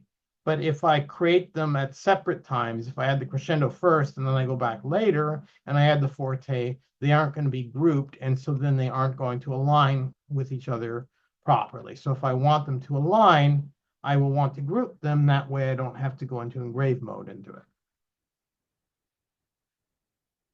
So that's grouping of dynamics. And one of the other things that you have to watch out for is linking of dynamics. And so to show how that works, I'm going to actually take this long note and I'm going to copy it from the piano to the cello. Okay, so now I've got this whole thing copied from the piano to the cello. And so now, and it's copied the note, it's copied the dynamics. And I can change the note if I want in the cello, so it's not the same note as the piano. I can make any rhythmic changes. That's all fine. That's all normal. But what it's done by copying and pasting is it's actually now linked these dynamics together. So what this means is that now, suppose I'm like, okay, I don't want this to be P. I want this to be MP. It's also changed this to MP because they're linked together. So this can be good if you want to do that. If you're like, okay, my whole orchestra is doing crescendo to fortissimo, I actually want to make this 3 Fs instead. You can just select one of them and increase it, and it'll increase the whole thing. But maybe you don't want to do that. Maybe you do want them to be independent. And so if you want it to be independent, what you have to do is you have to unlink the dynamic. And that way, now this MP is not linked here. So you can change it. You can change this one to a P without that one also changing. And it's a similar idea actually with the hairpin. So these here are still linked. If I move this hairpin, you can see it's changing it for both. So this is a situation where if you just want to edit one and not the other, then you don't necessarily want these linked. By default, it will link dynamics automatically when you're copying and pasting them from one instrument part to another, possibly along with notes. But you can turn that off in the paste options if you don't want them to be linked. Again, there are cases in which it can help you, and there are other cases in which it can get in the way, but you definitely want to be aware that it's happening. And you can, the thing that makes it clear that it's happening is that when you select one of them, you can see that it turns blue in the other staff as well. But it can be harder when you're working with a big orchestral score. If you got, say, the piccolo has a dynamic hairpin that's linked to the double bass or something at the very, very bottom of the score, and you adjust the hairpin not realizing that it's linked, and now the double bass one has moved. So in a big score, it can sometimes get in the way. So I would be a little bit careful. You definitely want to keep a handle on the linking as far as orchestral scores go. So that's the process of adding the dynamics. And if you want to move these independently, you can also remove from groups. You can ungroup them, and then the hairpin and the dynamic will move. They won't try and vertically align. But I find very often people go into engrave mode to get them to vertically align when they don't need to. They can just make sure that they're grouped here like that. And you've got your articulations panel over here. Oh, and actually just above the articulations panel, you've got the flat, natural, and sharp. So those allow you to change the, so I want to make this a C sharp. I can click on that, or I can actually hit those keys. So it's the equals for sharp. There's the minus for flat. There's the 0 for natural. And you can also, there are ways of changing the note, moving it up or down. So you can Alt up arrow moves it up, or Alt down arrow moves the note up or down diatonically. You can also Control Alt or be Command Alt up or Command Alt down to move it up or down an octave. And you can also Shift Alt up or down to move it up or down chromatically. Okay.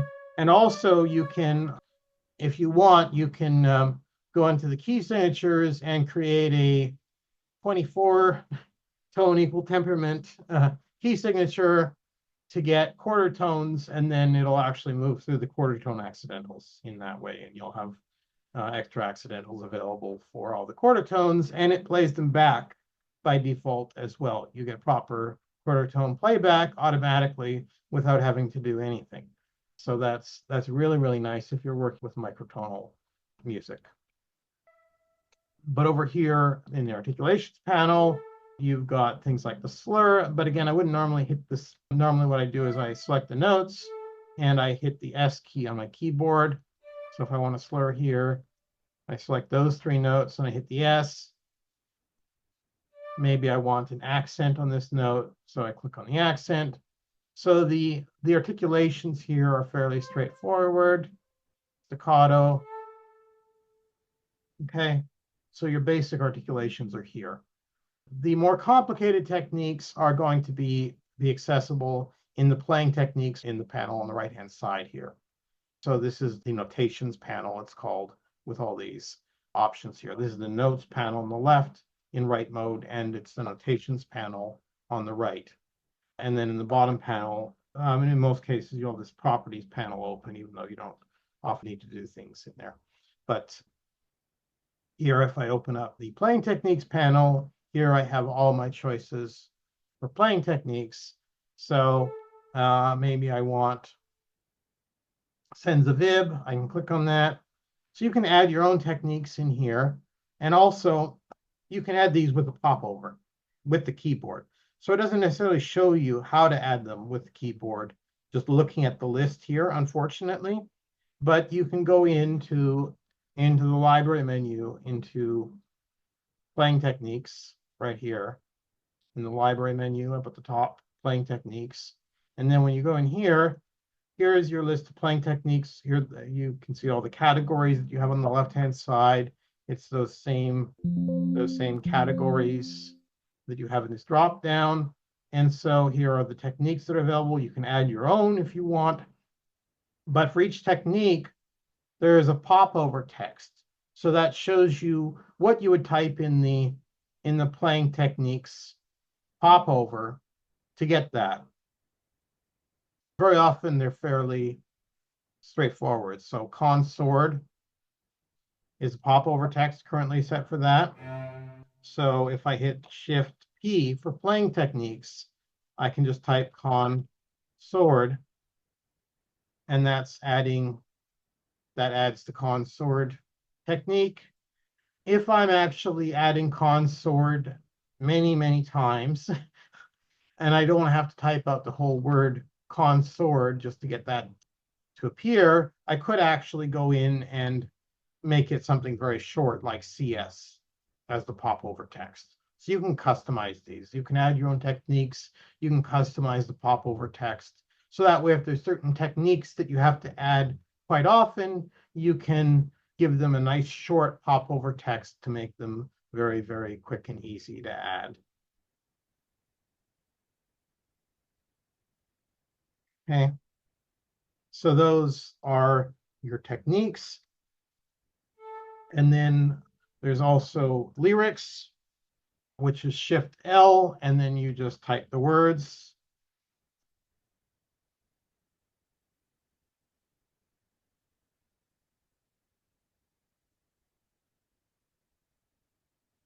Okay. I don't know, I have Cal, but so there, Shift L, and you just type, and it's very, very simple and straightforward. So there isn't a lot to that. Other types of text, sometimes you might want to do things like dolce after piano, for instance. A common way that you would do that is actually by editing the dynamic. If you click on the dynamic here, so I've added piano, and I can add a suffix like dolce or cantabile, and it automatically appears with the correct font. It doesn't have a playback effect, it's just text. But this is the easiest way to add things like dolce or espressivo, since you normally put those right after a dynamic anyway. So you don't usually have to add the expressive text in some other way. You could make an expressive text in here that automatically appears in the italics and appears below the staff, but then you'd have to make it, if there's a dynamic there too, you'd have to manually make it line up with it. Whereas it's often easier to use this suffix and just type in the word manually down here as the suffix. So you can have text as playing techniques. You can have text as the suffix for a dynamic like this. Another type of text that you can have is Shift X text. So if I click on the violin, I can just hit Shift X. I get a text box. I can just type in whatever I want, and that appears. But this doesn't have a playback effect. So if I use this to type in, like, let's say, consort, well, I can do that, but it's not going to, I'm not going to hear a mute sound because this is just sort of free text typing. So it's just the words consort over there. So the player will play it back properly. But if I hit play in the program, I'm not going to hear this with the mute. So if I actually want to hear a playback effect, I will usually set it up as a playing technique instead. The only time when I use the text is when I don't need it to have a playback effect, like when there's some kind of other long explanation that Dorico is going to know what to do with, especially if it's over multiple lines.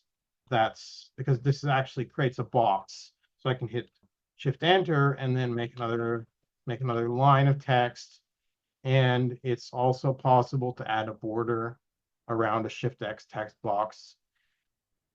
The other reason why I don't use Shift X text boxes quite as much as playing techniques is that it wants to space them higher above the staff. So you can see this consort is nice and close because it's a playing technique, but this is a little bit further away. So often it's too far away for many things. So I usually use the playing techniques instead of doing these Shift X text, unless I actually need to have multiple lines or have a border around the text, because now I need to go, I wouldn't want this to be so high above. I need to engrave mode and actually bring this down. And aside from Shift X text, there's also Shift Alt X text, and that creates, that's called system text. So blah, blah, blah. I do Shift Alt X, and that puts it about at the top. And the reason it puts it at the top is it's actually put it in every single part. So now I open up every single part. So if you want text to appear in every single part that's not like a tempo mark or something like that, you can use Shift Alt X text to do that. So it's a similar idea to the Shift X text box, but it appears at the top of the score and in each individual part at that same spot.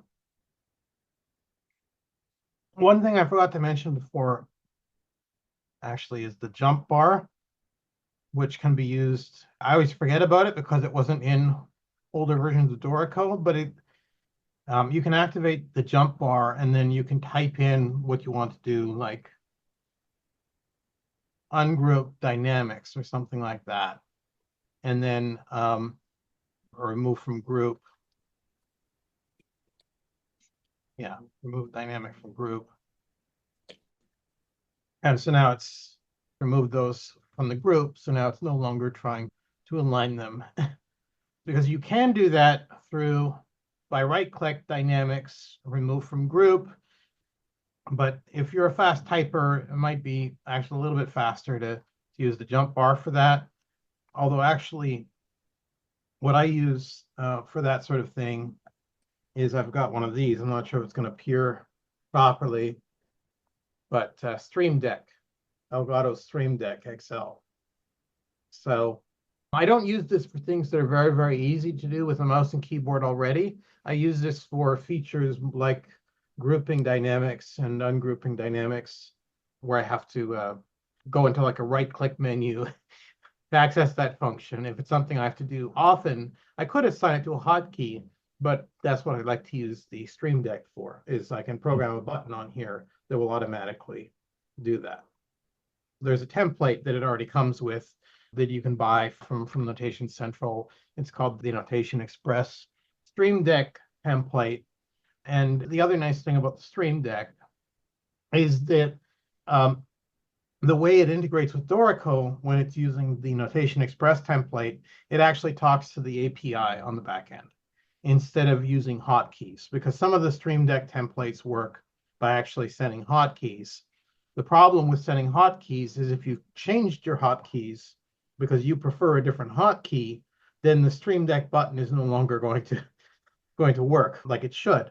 But by using the Notation Express Stream Deck template for Dorico, that ties in with the Dorico API. So even if you've changed all your hotkeys in the programming, it will all the buttons on there will still work like they should. So it's very, very nice in that way.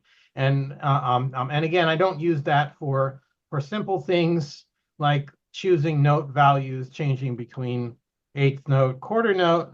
It's easy for me to just press the numbers for that. So it doesn't really save me any time to push a button on this Stream Deck to choose those compared to just using my keyboard. But when it comes to those hidden functions that are buried under right-click menus that I have to use a lot, like grouping and ungrouping, that's where I really like having the Stream Deck because it saves me a lot of time. Because if I was working somewhere that wasn't here and I didn't have the Stream Deck with me, the other thing I could do is add a shortcut key or whatever. But I don't usually like to add my own shortcut keys that much because if I get very, very used to it and I'm working on a different computer, it's not going to have that. And so I'm going to hit it and wonder why it's not working. So, and now in this part 2, I wanted to start looking at the engrave mode a little bit. So the engrave mode is basically the desktop publishing engine that is in Dorico. Now, it is possible to add things to the pages themselves, but usually you don't want to actually do this. So just as an example, let me do something the wrong way. Let's suppose I want my name to be in bold or something like that. So I select this and I choose bold. Okay, now I've made my name bold, but what I've done is I've done it as a page override. You can see I got this little triangle here. And page overrides are not necessarily a problem. Sometimes you will have overridden pages for certain reasons. But in most cases, when people override pages, it's because they don't necessarily really know what they're doing and are doing something in the wrong way. I'm going to right click and I'm going to remove the page override to put that back to normal. So the thing that controls the appearance of the pages are the page templates. Now, these were just fairly recently renamed page templates. In older versions of Dorico, they used to be called master pages. So actually, a lot of the videos that you'll find that explain how to work with these, you'll see them called things like working with master pages. So if you find videos like that, that's talking about page templates. So it's called page templates in the current version of Dorico. So the page templates are what determines the look. So there are 2 template sets that are built in. There's the default score set, default full score set, and default part set. Okay. And of course, the default part set will have the part name in it. So those are the 2 sets. And so the default full score set is normally used for the score. The default part set is normally used for the part. So if I want to actually change my name to bold, the best way of doing that is to actually edit that in the default full score set. Within the default full scores page template set, there are 2 page templates. There's first and default. So first is for the first page of a score, and default is for every single subsequent page. So if I want my name to be in bold, I can double click on first here in page templates in engrave mode. And now I can see, okay, this is my page template editor. And I'm seeing two because the first page of a score could be either a right-hand side page or a left-hand side page. And I might want to make them different, but actually probably not in this case. So if I want to make it bold, if I want to make my name bold, I'll change it there. And actually that's linked. So it will automatically update it there, and that's all fine. If it didn't copy, if I made one change here that didn't appear on this side, then I might have to copy page layout over across the other side. But since it looks the same on both sides, even just after changing that one thing, I don't have to do that. I'm just going to click apply. I'm going to click close. And now my name is in bold, but I haven't overridden the page to do it. So instead, I've edited the template so that my name is already in bold in the template so that I don't have to make it bold as an override. And similarly, okay, so you can see the subsequent pages have this flow 1. Okay, and why do they have that flow 1? Well, if I double click, let's say in the heading of page 2, I can see it's using flow title. And that's why. This is what is called a token. So this gets automatically replaced by some other text. So I can right click and I could choose, let's say, project info title. And that way I use the project title instead of the flow title, which is just the flow 1. And that way I see my first Dorico piece. But again, doing it that way wasn't very good because now I've got an overridden page 2. And now it's also not correct on page 3. I've got flow 1 as the title again. So I don't want to have to fix this on every single page. So that's not a good way of doing it. I'm going to reset the page overrides for there. And now this time, instead of doing that, I'm going to double click on my default template set.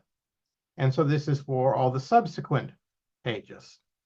So what I can do is I can double click here, and here I'm going to add I'm going to right click and project info title and add the project title and remove the flow title.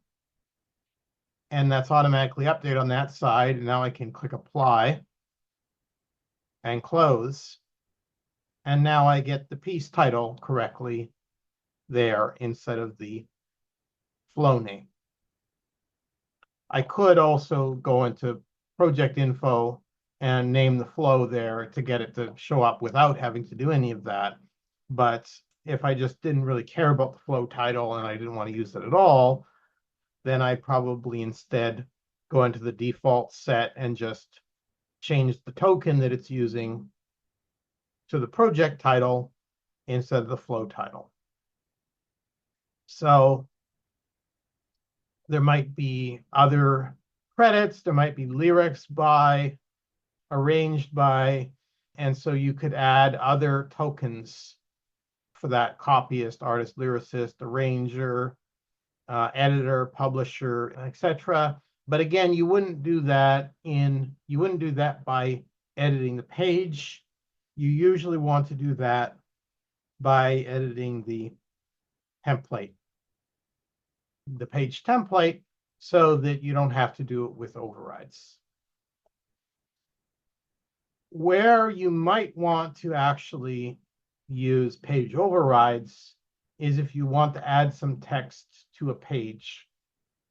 That's a common thing you might want to do in engrave mode. You would usually do that for a part or something like that, and not for the full score, but I can show it in the full score. It doesn't really hurt anything. So if I choose frames here, I can add a text frame. And I'm just going to draw a text frame here. And I'm going to double click inside the text frame and VS for Volti Subito, quick page turn. So that's how you would indicate that you need to turn page quickly with the VS.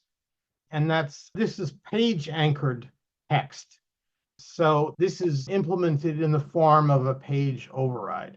So this is a case where if you did want this VS here, you do actually probably want the override. If you remove the page override, the VS is going to disappear. So if you want it, you actually do want the override for this sort of thing. There's other ways of adding VS text. You could add it like as a Shift X text in the part and then hide it in the score so you don't have an extra VS hanging around or something like that. You can also add images this way, like add a graphics frame. You could add a graphic, add an image. The problem with doing these things in a score to add like a picture to the score is that these are page attached. So if the music changes and now things are in different spots, these things are going to be possibly in the wrong spot. So there's things that have to be located in a certain place in the music. Very often you don't want to do this way. You don't want to do by adding a graphics frame or by adding a text frame, because these are anchored to these specific spots on these specific pages.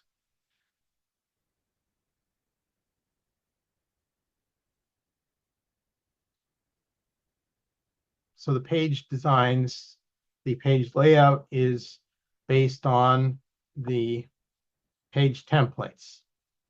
And so I talked a little bit about frames. So there are three types of frames. There's a graphics frame that holds a graphic. There's a text frame that holds text. And there's a music frame that holds music. So you can see those frames here. The green is for a text frame. Blue is for music frame. So there's a text frame here, text frame here, text frame here, music frame here. And these frames in this case are specified to be in these locations by my template. So if I go to first page of music, okay, here I've got my first page template, and here it is, and this is where the frames are actually defined, and my music frame is what causes the music to appear in this area. Now, one of the things that often I find ends up happening is that you can end up with too much space above the music on the first page, where you need to tighten up. Very often you have a situation where you really want to tighten up what you have at the top here, because there's more room than there needs to be. Like very often there's nothing in this text box here. So in fact, the Allegro and everything, all this music can come up higher. So there's no need for that to be so low. So what if I wanted to do that? I can go into the first page template, because again, I want to do everything through the page templates if I can, instead of doing overrides. I'm going to go into the first page template, and I'm going to basically move this up so that instead of the music frame starting at the bottom of those boxes, it actually rides up a bit higher. And notice when I did that resize, it didn't copy over to the other side. So I do want it to probably be the same height, regardless whether the first page is a left-hand page or a right-hand page. So in this case, I have to hit the button to copy the layout over to the right-hand side. That way it makes the same edit on the other side. So sometimes you do have to use these copy buttons for that. And now you can see now the Allegro is higher. So now if I was stuck for space on the first page of music, that would really help me. Now, there's another hotkey that is very, very useful actually at this moment, because notice how with all these frames, it looks very, very busy. It's hard for me to get a sense of how it looks because I'm seeing all these, flows all, players all, atonal, flag, and my name, and all these colorful boxes everywhere. So it's hard to actually get a sense of what the score looks like. And I mean, I could go into another view and turn those all off, but there's a very, very handy hotkey. And it's a little bit different hotkey on Windows than it is on macOS, and I happen to remember both. hotkeys. On Windows, it's the backslash key. And since that's what I use, I'll just press it right now just so that you can see what it does. What it does is it basically hides temporarily, as long as you're holding it down, it hides all of the sort of boxes, all the user interface things, so that you're only looking at the score as it is, as it looks on the page, as it will look when it's printed or when it's exported. So that way you can get all this garbage out of the way to just look, okay, how does this look? Does that look good? So that's a really, really handy hotkey.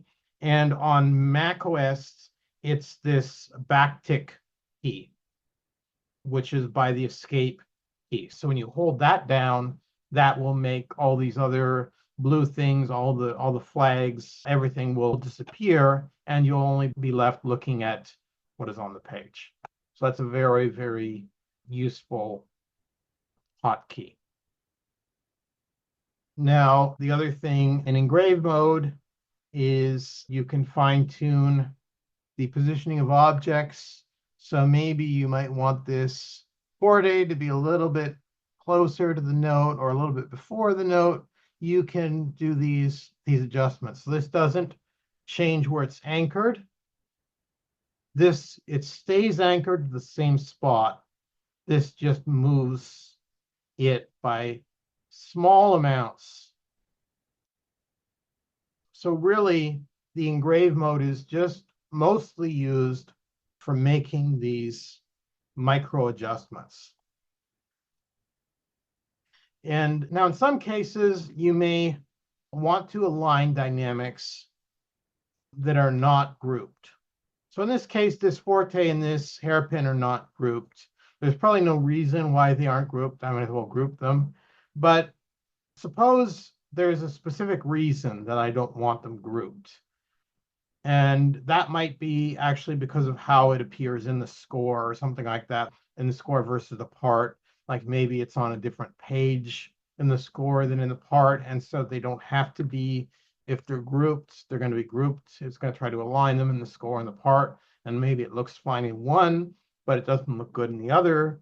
And so in that case, I don't necessarily want to group all the dynamics together. So that would be a case in which you don't want to group dynamics. But maybe I still want to make sure that these are aligned. So I could, of course, do that by manually dragging things around, but that's sort of awkward. Another way of doing that, if I want these aligned, is this is available in engrave mode. I can right-click with the dynamic selected and say Align Dynamics. And that basically aligns them without them having to be grouped. So that works by moving the dynamic manually. It does the same thing as if you manually dragged it down. It's just a quick way of doing it for you. And they just came up with that as a method for cases in which you were not grouping the dynamics because you had a specific reason for not grouping them. And the most common case for that is if you have a long chain of dynamics that actually goes on so long that it can be broken up into different systems in the score and in the part. And maybe these things don't look right if they're all aligned in the score or in the part due to some low note that's pushing everything down. And then all the dynamics get pushed too far away. So in those cases, you might want to do different things. And so there might be a good reason for not grouping the dynamics. And that's where the align dynamics comes in. Okay. And so similarly, doing things like fine-tuning slurs, you can do that. You've got all these nice controls. In fact, these are way nicer than they used to be. It used to be really, really hard to do this, but one of the users who came from Finale recommended some changes to the programming to make these fine adjustments to slurs a lot nicer. And the new method they have works a lot better. So for the fine tuning of slurs and making them very, very exact shapes, the controls for that are really, really nice in general. The other thing that you end up doing in engrave mode is the part formatting. So to show formatting parts, I need to actually have a part that has some music in it, a reasonable amount of music in it. So I'm actually going to take the flute, my flute part that I've got. I'm just going to select everything in it, shift and clicking with the first note and shift click the last or vice versa, and then R for repeat. So that way I just repeat the flute music and I'm just going to hit R a bunch of times. So I get a bunch of pages going where the flute is just playing the same thing. They would be very out of breath in reality, but I just want some music there. So R gives a nice quick way of giving me a whole ton of music in that. And now I'm going to look at my flute part. And here I've got the flute part. Now notice that the flow heading is in here because the flow heading is actually controlled by the layout options.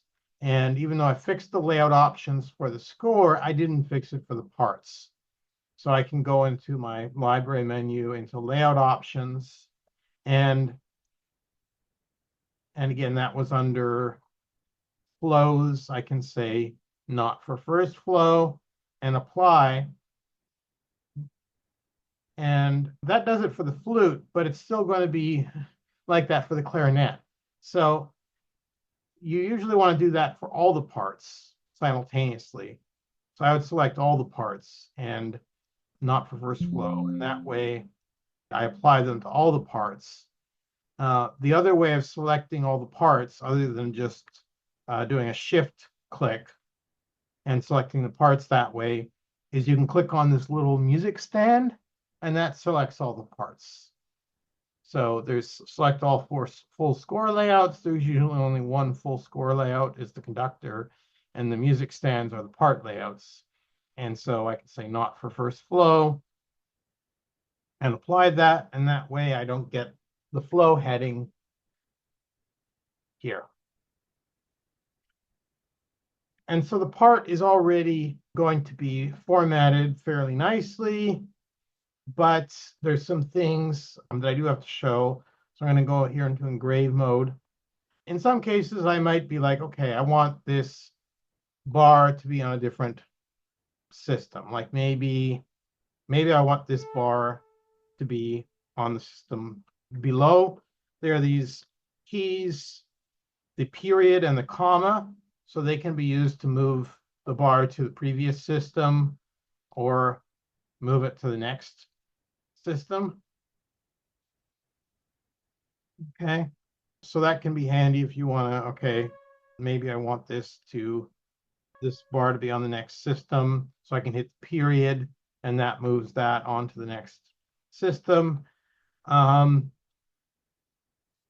that's fine. And another way of doing it is to I can actually select something here, like say this note and this note, and over here on the left-hand side under graphic editing, it's make into system. So I can hit that make into system, and then it makes those 4 bars into one system. You can see as I'm using these options, so I'm using this comma and this period and this make into system, this is making these system breaks. Okay, and this is something that you have to understand about it. So this is basically overriding system breaks. And some of these have this wait for next system break property chosen. And I'm showing that because I need to have an understanding of what that's actually doing. I'm going to delete these system breaks. Now, so if I add a system break here, like I can do this sort of thing manually. So I could add a system break there. And suppose I wanted it to forcibly squeeze another bar onto this system. So I could do that a few ways. I could do that by the way that I would do that sort of more automatically is by selecting that and make it a system. And now it's forcibly, you can see it shows 113%. So that system is overloaded. So it has too many bars on it, too many notes on that system. So it's not recommending that, but it lets me force it by doing a make into system. What the make into system actually does is it manually makes these system breaks like this. So first it would create a system break here with the create system break. And then it creates a system break here with this system break. Now you can see that just when I did just those things, I end up with this bar here by itself. So the way that you tell it actually squeeze as many bars as you can on this system is for this system break, if I go into the properties panel at the bottom, I enable wait for next system break. And now what it does is it forcibly fits everything here until it gets to another system break. What people end up doing accidentally, not knowing that this is done, they may go here and decide, oh, I'm going to delete this system break. And then you end up with this crazy thing, because what's happened is now there's this system break here, and it's got wait for next system break enabled, but there are no system breaks afterwards. So it's trying to forcibly squeeze the rest of the entire piece onto one system. So people will do something like that, and then they'll get into a panic because suddenly all their notes are all squeezed onto one system and they don't know what they've done. And the cause of it is that they've started off by using like a function like make into system to force more bars onto a system than are trying to fit. And so Dorico automatically, in that case, creates two system breaks. The first one has wait for next system break enabled. And if I then take this, and that's fine, but then if I take this and I delete the second one, then wait for next system break just goes until the end of the piece and tries to squeeze the rest of it on. So people will panic thinking the part is destroyed. But in fact, if you just turn off wait for next system break, then it goes back to looking less stupid. So you have to watch out for those both in frame breaks. Frame breaks are basically page breaks, and system breaks. If you have wait for next enabled, then it will squeeze everything it possibly can onto that one system, and you end up with this crazy looking notation. All you have to do to fix it is just either remove the system break that has wait for next on it, or turn off the wait for next system break.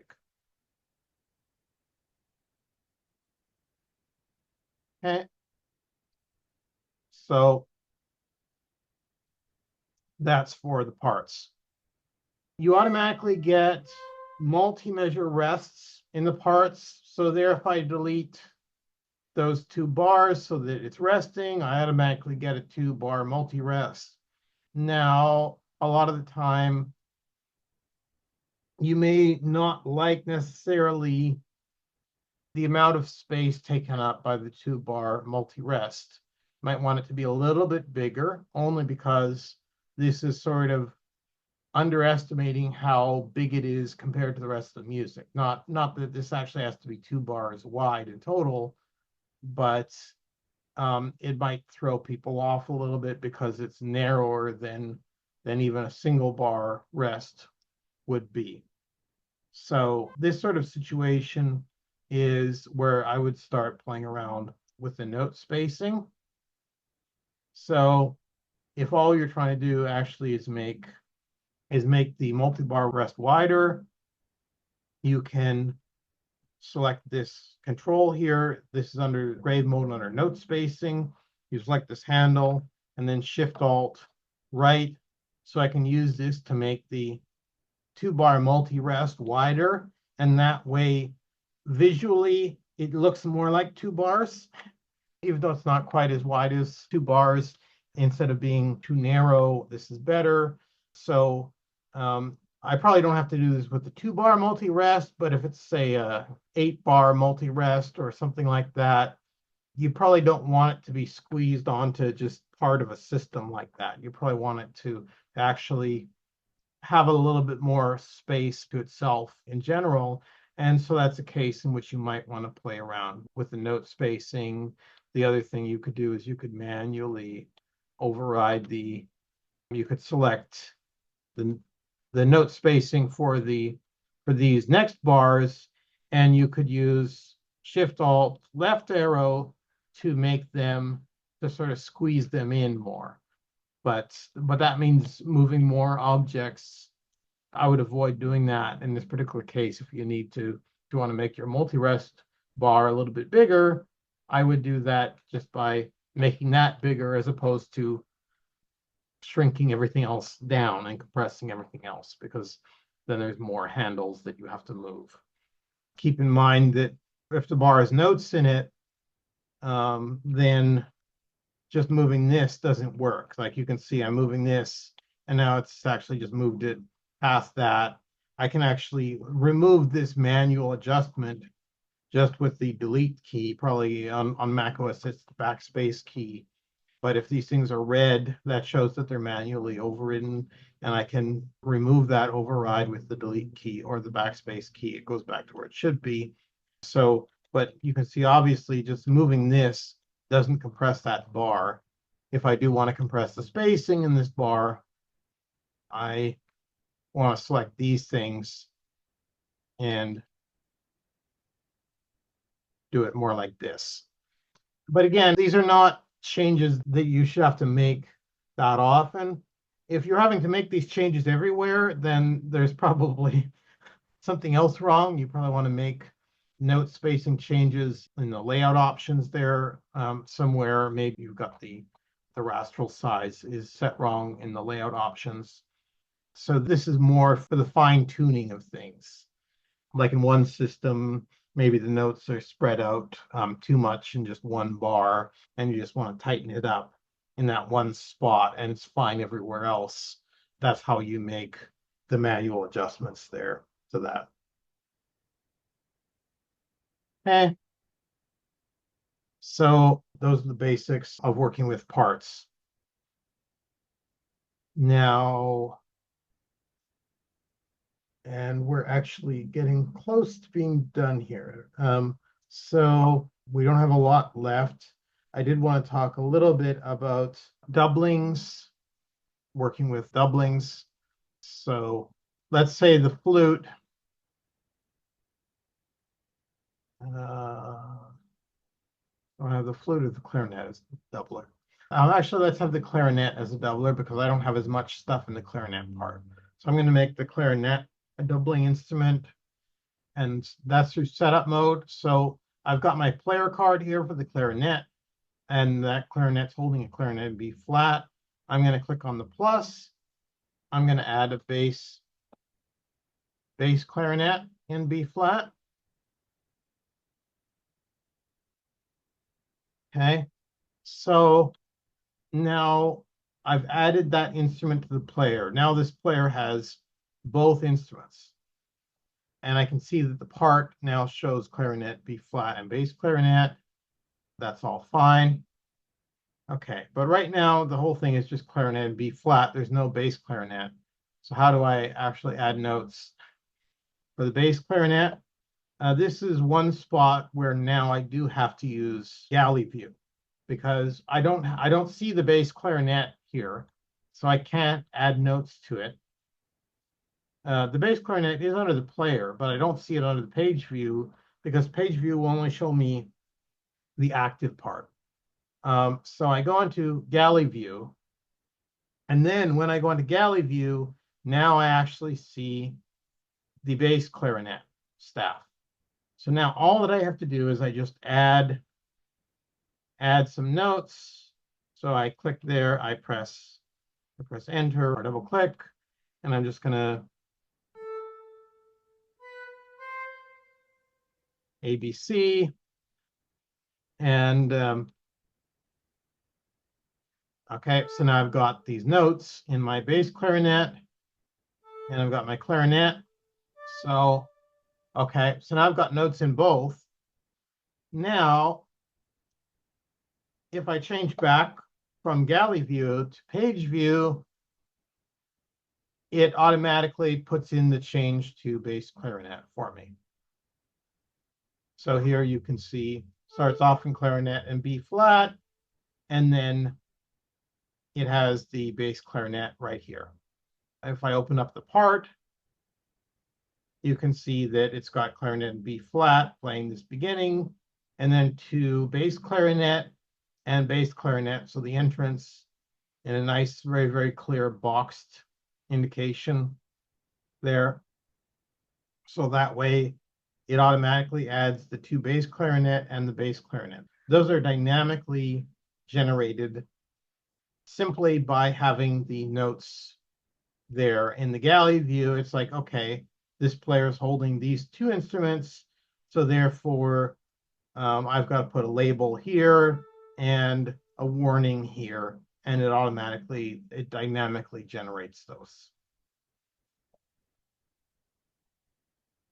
So those do not appear, like you can't really do very much with them in terms of customization because they're automatically generated. You'd have to go to the engraving options if you want to adjust the look of those, how those are appearing, because in some cases you might want the warnings to show up a bit differently. Some people might prefer take bass clarinet instead of two bass clarinet. So you can change those warning settings so that instead of two, it could be the word take. You can do that through the options. But the advantage of doing it this way, of the way Dorico does it, is, I don't know, suppose, and this would make more sense with percussion, but say that the violin player also plays bass clarinet for some reason. So maybe it's a weird ensemble and the clarinet player just likes playing clarinet, but the violin player plays bass clarinet too. So it's like, okay, well, maybe I want this line in bass clarinet and the violin is not playing anything there anyway. So if the violin can actually play bass clarinet in this weird ensemble, maybe I can give this part to them.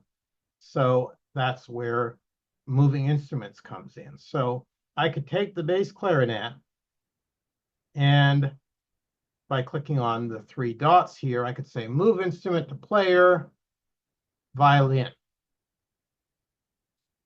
And now I've got violin and bass clarinet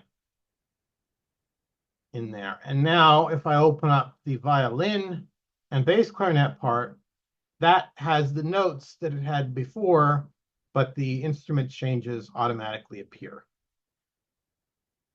So that's very, very handy because you can move an instrument from the hands of one player to the hands of another player, and the parts and the score and everything will automatically update for you. So it's very, very useful.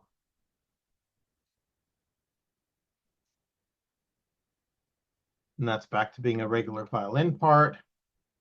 And because I just moved it back to the hands of the bass clarinet player. So where this is particularly useful is where you have percussion. You maybe have 3 or 4 percussionists, and it's like, okay, well, you know, Tom over there is by the marimba. So even though you have percussion 1 is supposed to play the marimba, can you give the marimba part to Tom instead because he's not doing anything? So that this way you can move the marimba instrument from that percussionist to the other one.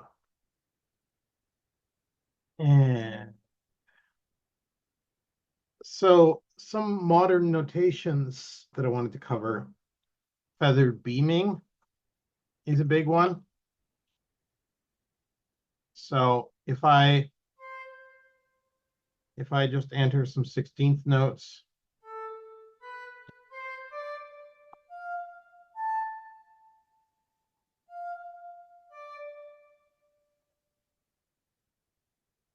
I'm actually going to delete that last one. I just want, okay, this is fine. So here I've got 2 beats of 16th notes. I've got, I right click and I go into the beaming menu and I can say create fanned beam and accelerando 3 lines. And that way I get this fanned beaming. It doesn't actually play it back. It just plays it as though it was 16th notes. So this is a visual thing only. It doesn't actually play it back. That way you could go, if you wanted to make it play back, make it actually sound like it was getting faster and faster. One way of doing that is you could actually go in here and you could play with into the DAW view. You could go in and change the play durations and you could make them, you could adjust them like that. Or you could use hidden tuplets or something like that. And that's probably how I would do it so that you don't have to move a bunch of notes around manually. But these feathered beaming figures are really, really easy to do.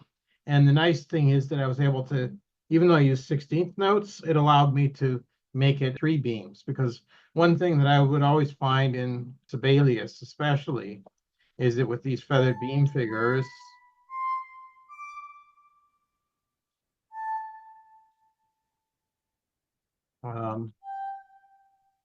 whoops, I accidentally added a slur, is that if I have a feathered beaming figure like this, Sibelius, if I started with 16th notes and I went into the beaming and create fan beam, Sibelius would only allow me to do these 2 lines. So very often with performers, they will not get fast enough if you give them a figure like this and only 2 lines. And then in Sibelius, I would often have to go through hoops, like use the line tool to add a 3rd fake beam and connect it to here so that the performers would properly exaggerate the feathered beaming figure. But in Dorico, it's made easier by the fact that in the beaming fan beam, there's a 3 lines option available, even if you were just using 16th notes or even 8th notes in the original grouping. So the selection of how many fanned or feathered beams that it creates is independent of that. So that's the feathered beaming. Something else that is very, very common is in modern music is the need to have transitions between techniques. So for instance, suppose I have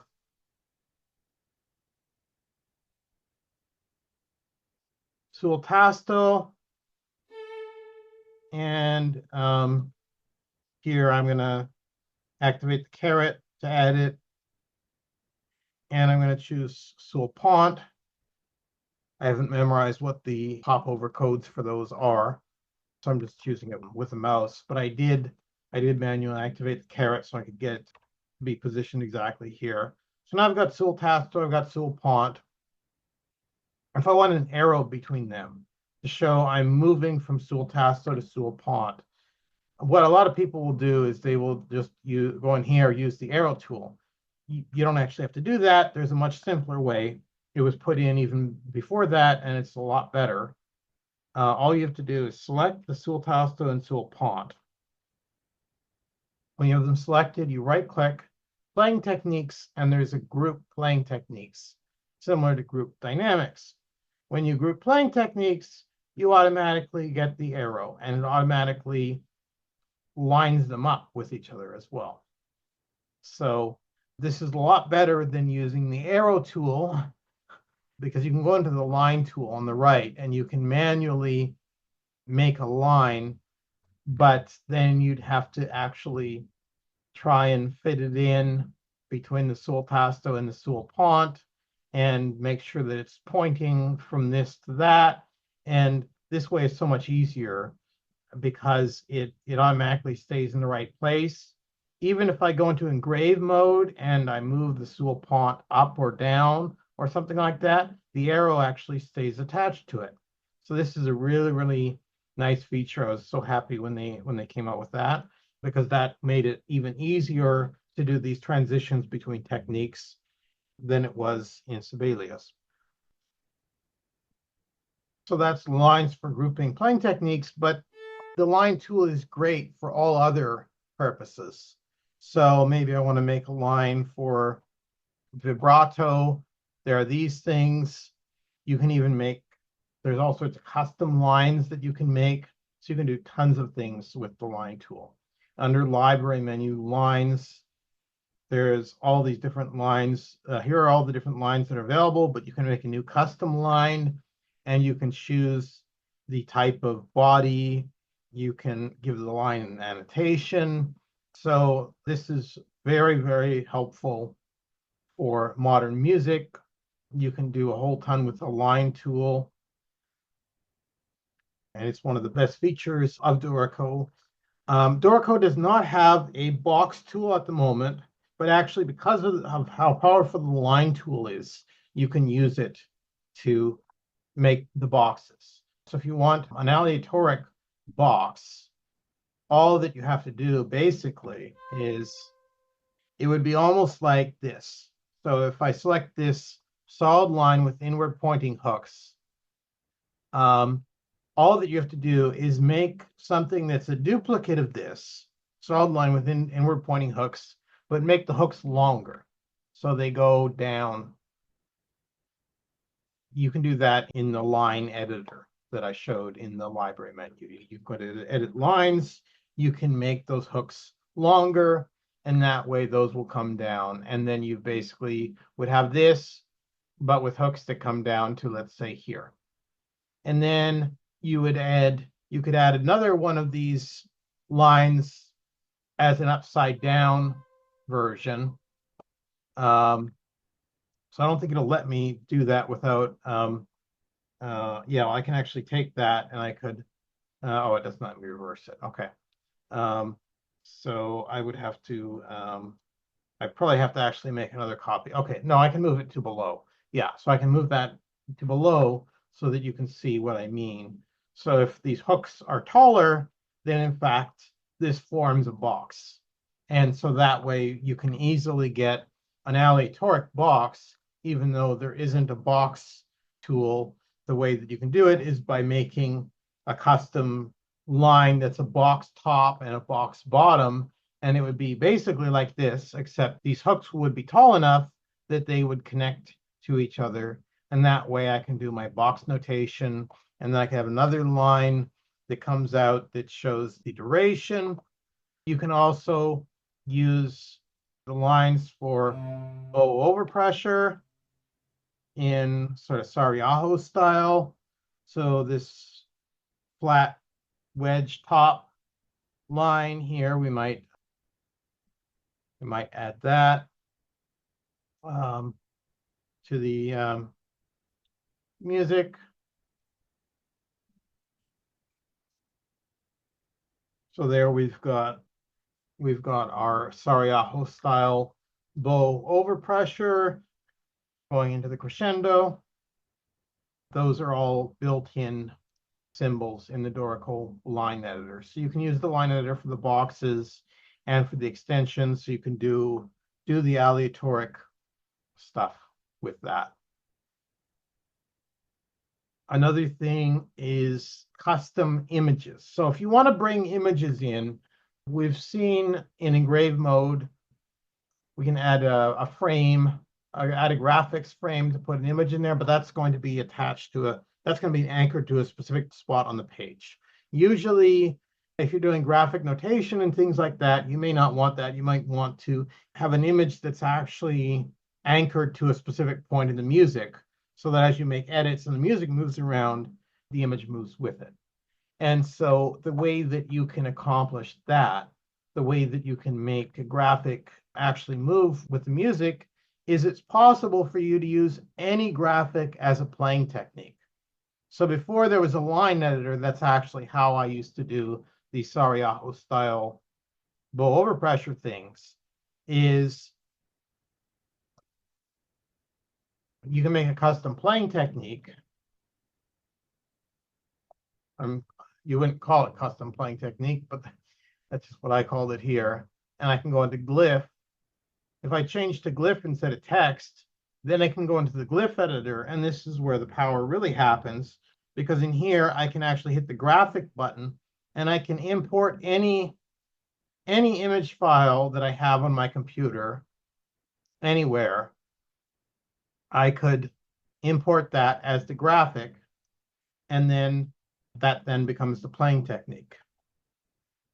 So I'm just going to actually use the snipping tool just to give myself a graphic. So here I'm going to take, I don't know, what can I do as the graphic? Okay, I'll just take this left click that appeared, and this is in the Windows snipping tool. So I'm just going to save this.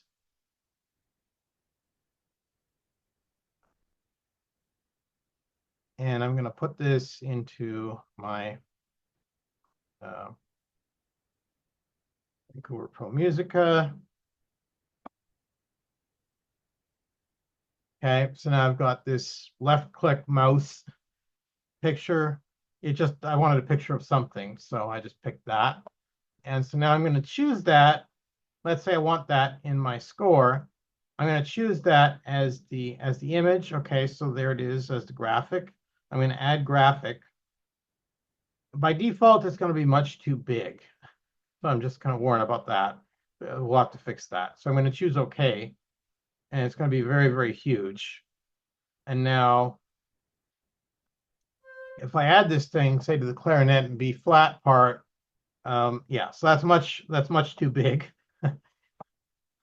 So this graphic, I'm going to want to make it a lot smaller. So I'm going to go back into the library menu, into playing techniques. And here's my custom playing technique that has that image.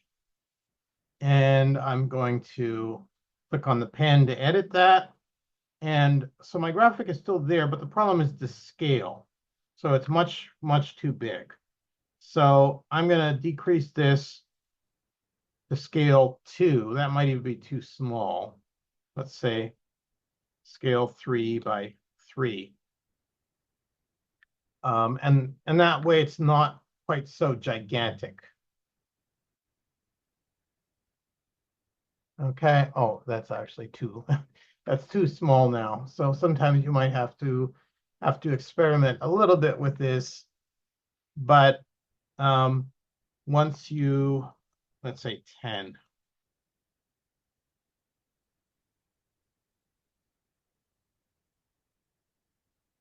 Once you get the settings right, though, now you've got this as an image, and you can add this wherever you want.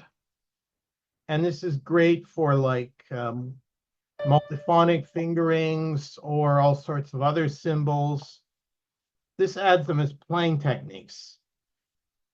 Now, in some cases, you might want, though, to be able to actually better anchor one of these graphics. You might want to put it actually inside the staff as opposed to outside the staff. And in that case, I wouldn't actually use a playing technique. The way that I would do it in that particular case is if I wanted an image inside the staff, I'd actually do that probably as a custom note head. So you can do that by making a custom note head set. So if I go into library note head sets, I've got all these different note head sets that are built in. Unfortunately, I can't make my own set, but probably one of these sets I'm not likely to use very much actually for its intended purpose. So figure note note heads and pitch name note heads. These are mostly for educational, for like kids who are learning like the educational things, because I don't want to clutter up my note head list and make it hard to find things. So I'm probably gonna, it would make sense if I put my custom note heads in a category I'm not using for what it's meant for, so that I don't make the note heads I need to use hard to find. So I'm going to go back here into my note head sets in the library menu, and I'm going to choose pitched. I'm going to make a new note head set. Oh, maybe the wrong one. Oh, it doesn't. Oh, right. It automatically makes it in common, but then I can move it to pitched by choosing that. And so my graphic note head. Okay, so this, and then what I'm going to do is here, by default, this note head set will only contain one note head. And I'm going to double click on this, and I'm going to remove that note head, because in this case, I want a graphic. And I'm going to choose that left click graphic. I'm going to make it smaller again. I'm going to make it, let's say, scale 10, so that it's not so big. And I'm going to choose OK. And so now I've got this custom note head available.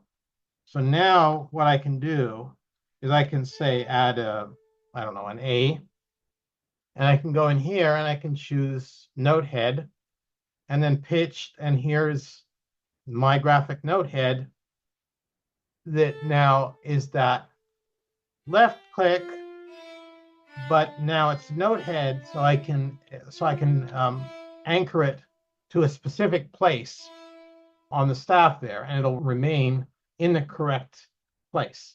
And you could make as many, like each image could be a note head set. And that's why I'm using the category pitched, because you might have, if you have 20 graphics that you need to add inside the staff, you might want to do that by adding actually 20 note head sets and using each one time, so that you can get the graphic to appear in the correct spot and actually stay there. So again, the two ways that I would add graphics are, you can add graphics that are playing techniques through the playing techniques panel, and that works best when they are above or below the staff.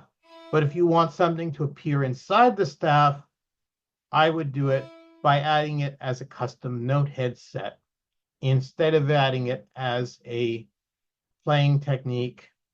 And the reason for that is that then it will actually by default go inside the staff. It'll go at the location where you put it, and it also won't try and move around if it detects collisions. Like, because these playing techniques, they're trying to find a spot to fit in where they won't interfere with anything like any notes. So Dorico will try and push them outside of the staff and try and find a spot to tuck them in. But if the image in question is supposed to be at a certain spot and you really want it there and you don't want it to move, making it a note head set is a really nice way of doing that, because that way the image will be actually fixed in that location. And because Dorico will never move a note head somewhere else, for collisions, it always prioritizes note heads. So it'll move everything else out of the way, but the graphic will be guaranteed to be left where you put it. So through these two ways of working with custom graphics, having them as playing techniques or adding them as custom note heads, those are some of the ways in which you can actually do all sorts of graphic notations in Dorico by bringing in these things. And the one last thing that I want to mention in terms of modern notations is doing spatial notation. So an example might be, okay, I have a piano and I have a senza misura part, so I just want some notes I just want some block notes basically floating in space. And it's going to say like, you know, it's,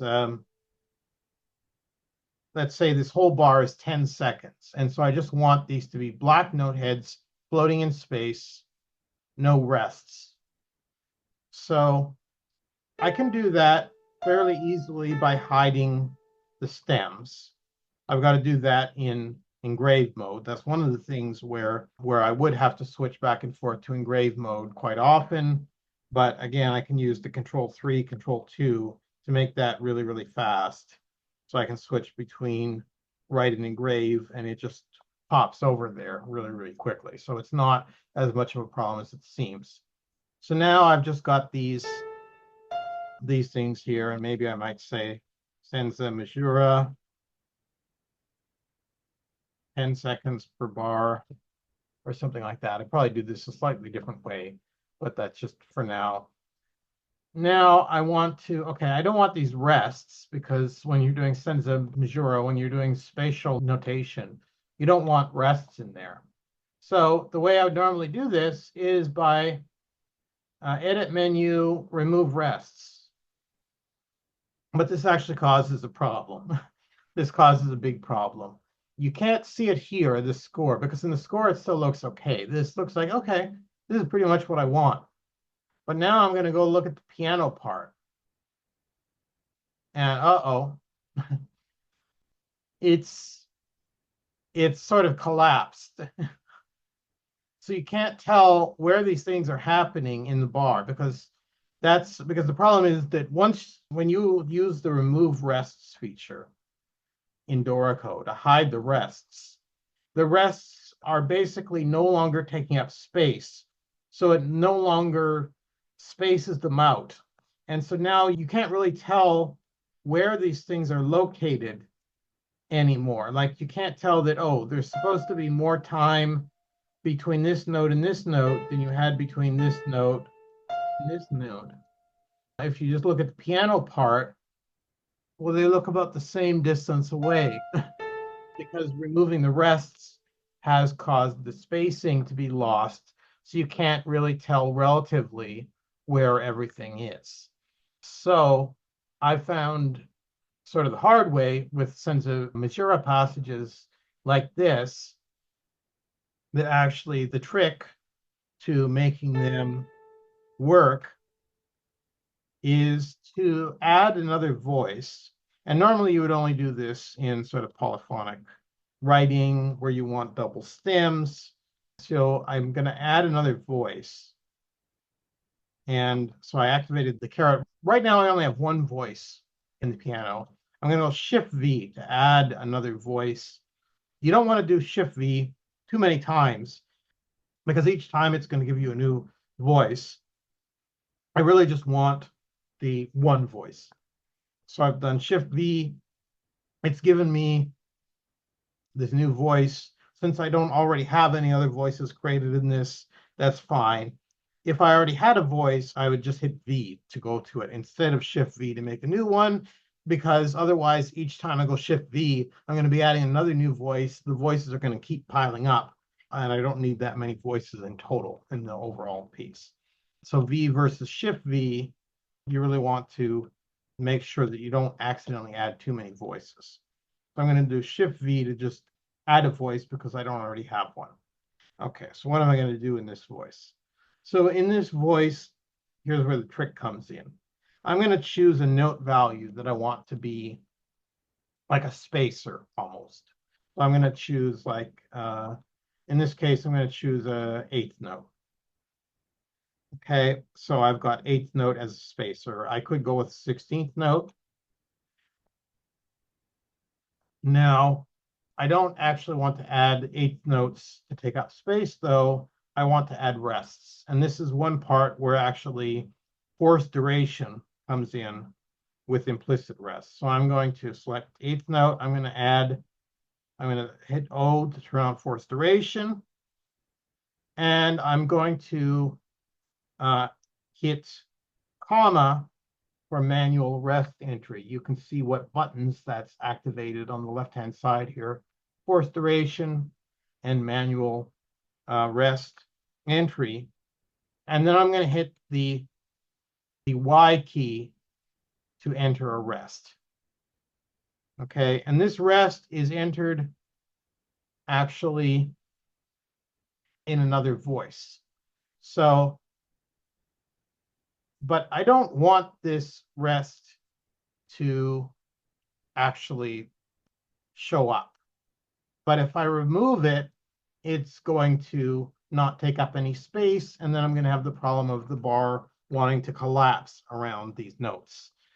So instead, what I want to do is with this rest is I want to change the color, and that's done through this color picker in here. And here, this shows what it looks like on Windows. On Mac OS, it's going to be slightly different. On Windows, I changed the alpha channel from 255 to 0. On Mac OS, you change the opacity from 100 to 0 to make it transparent. And then I choose OK. Now what I have is I have a transparent rest in another voice. Now that I have a transparent rest in voice 2, I can just hit R to repeat, repeat, repeat. Okay. So now what I've got is I've got a second voice, basically, that has all these transparent, invisible rests in them, and they're acting as spacers. So now what I can do is in my main voice, I can go through and I can add notes wherever I want. So I can add like a B here and a D here and a C here, okay? And I can take these notes now and I can go into engrave mode again and hide the stem. And now I can go in here and I can remove these rests because these rests are in the regular voice. So remove rests.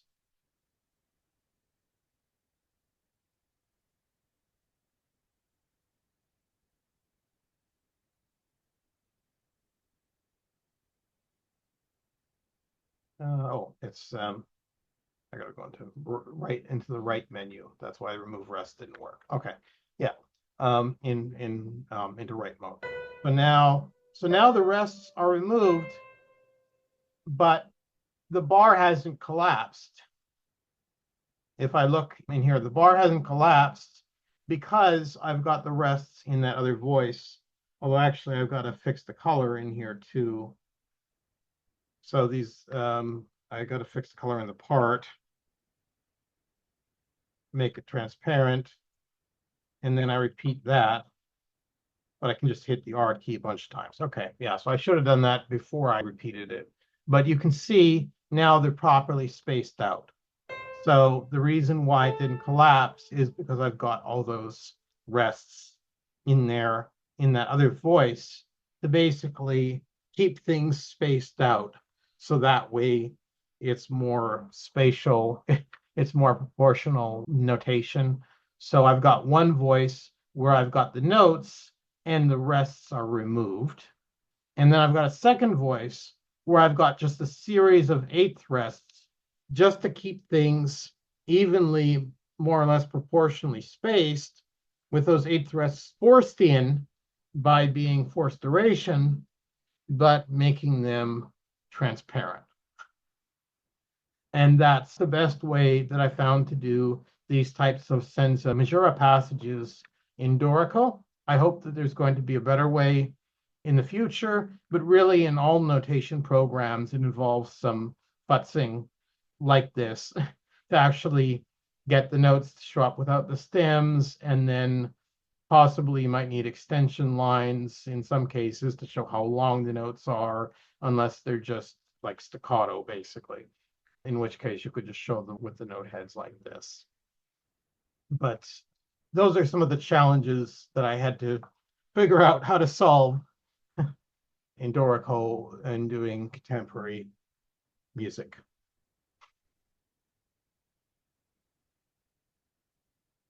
Okay. That's a lot of information there. And I was going to briefly mention percussion.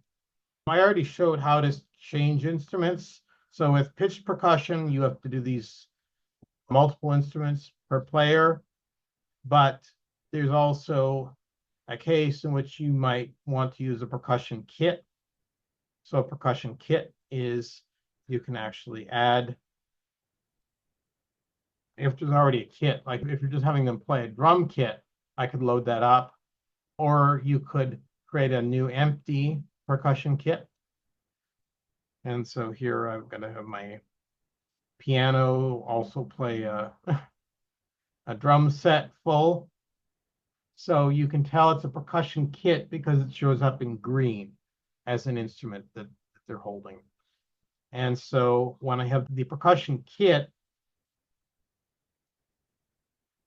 I can go edit percussion kit, and then I see all the instruments that are inside it. So actually all of these are basically stored as individual instruments within the percussion kit. And there's a 5-line staff view, there's a grid view, there's a single line instruments view. Something to keep in mind is that choosing something up here doesn't actually do anything. So 5-line staff, changing this to grid up here, that doesn't do anything. This is just for choosing what sort of view you're editing, but this doesn't actually control which one gets used. So, because there might be cases in which you want to use a certain view in a part, a different one in the score. Like maybe in the part, a percussion grid is a nicer layout, but in the score, you want a 5-line staff view or something like that. So I'm going to go into galley view here and add a few notes to this drum set. Let's see up here, nothing's happening. Okay, so now I've got a couple notes in the drum set. It's not a very exciting drum part, but that's fine. Okay, so here I have in the full score, I've got it showing as a 5-line staff. And if I look at the part, that's also showing up as a 5-line staff. Looks a little bit awkward here because I'm changing from piano to drums. So it's going from a grand staff to one staff, so that doesn't look very nice. So I'd probably, if I was actually doing this where I had a piano changing to drum set, I'd probably want to hide one of these, hide like the bass clef here or something so that it didn't do this, or have a system break or something at this spot so it didn't look funny like this. But maybe I don't want this 5-line staff in the part. Like if it's a drum set, I probably want that. But if it's a weird assemblage of percussion instruments, maybe I want actually that to appear as a grid. So I can do that in the setup mode. If I go into, it's actually in the layout options. So if I go into the layout options for my part, which is piano and drum set, so I can choose here, it's under, it's in layout options, it's under players. And so under players, under percussion, I can choose what view it has. So I could change it to a grid. For a drum set, a percussionist wouldn't normally want a grid layout, but here you can see this is what the grid looks like. This is with too many instruments.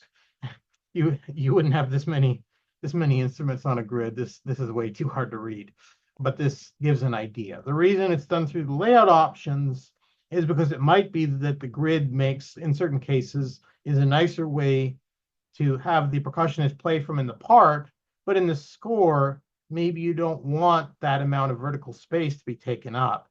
And so in the full score, it still shows as the 5-line staff because the choice of percussion kit display is in the layout options. And so that different for the different layouts. So that way the full score, if I choose the full score here, it can be the 5-line staff. But if I choose piano and drum set, it's the grid. And so that way I can make them different if I need to.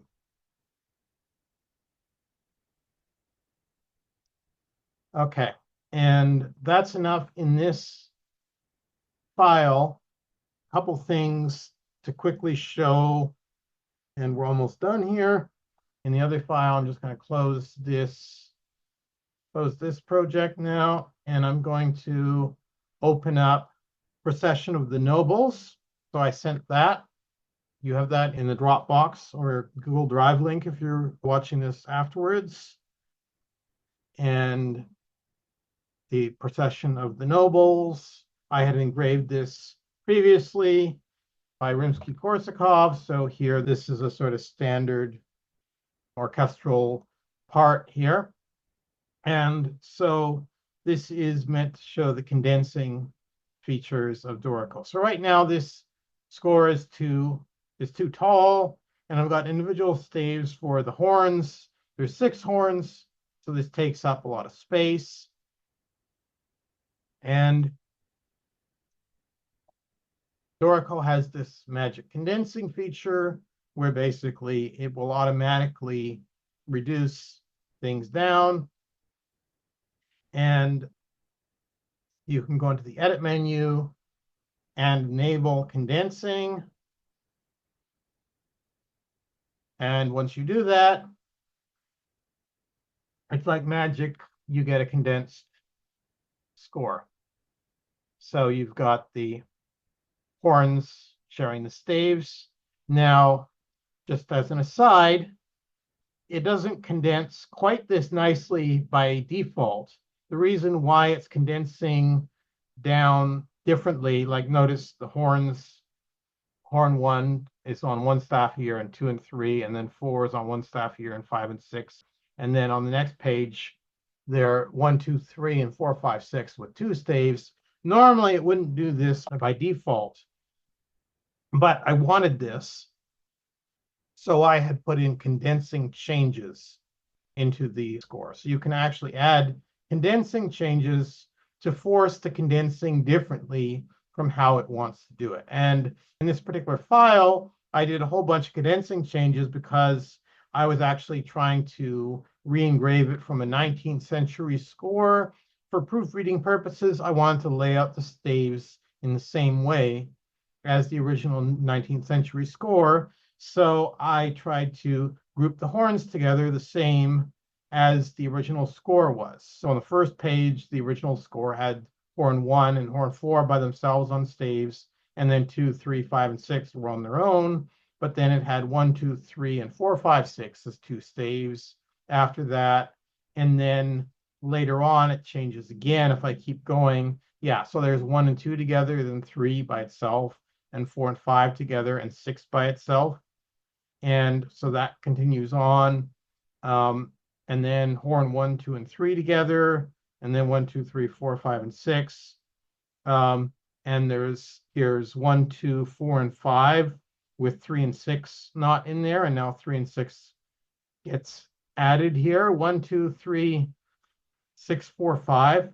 So you can actually, these are things that are normally really, really hard to do in computer engraving, but with the condensing changes, you can change how the horns are condensed on every single page of the score. Now, again, this isn't something I would do for like a conductor score, because the conductor is going to be really thrown by having the order of the horns changing on basically every single page.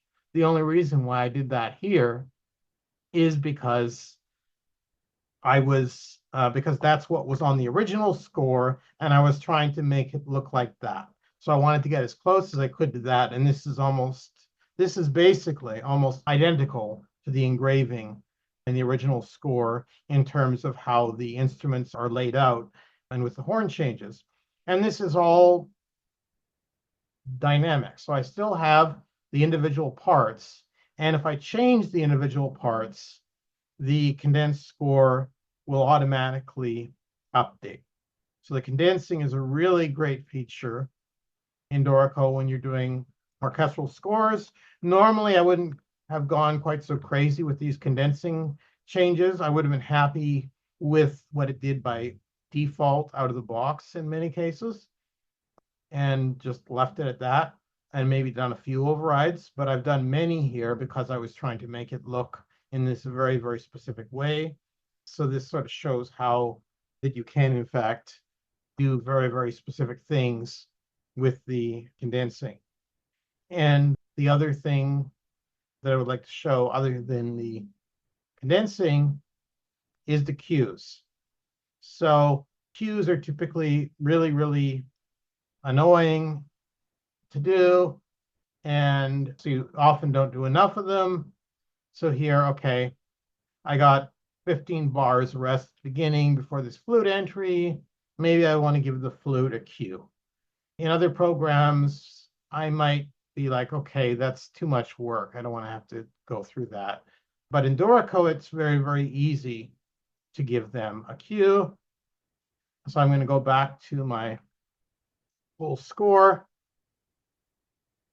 And if I want to give that cue to the flute 1, what I'm going to do is I'm going to go into galley view.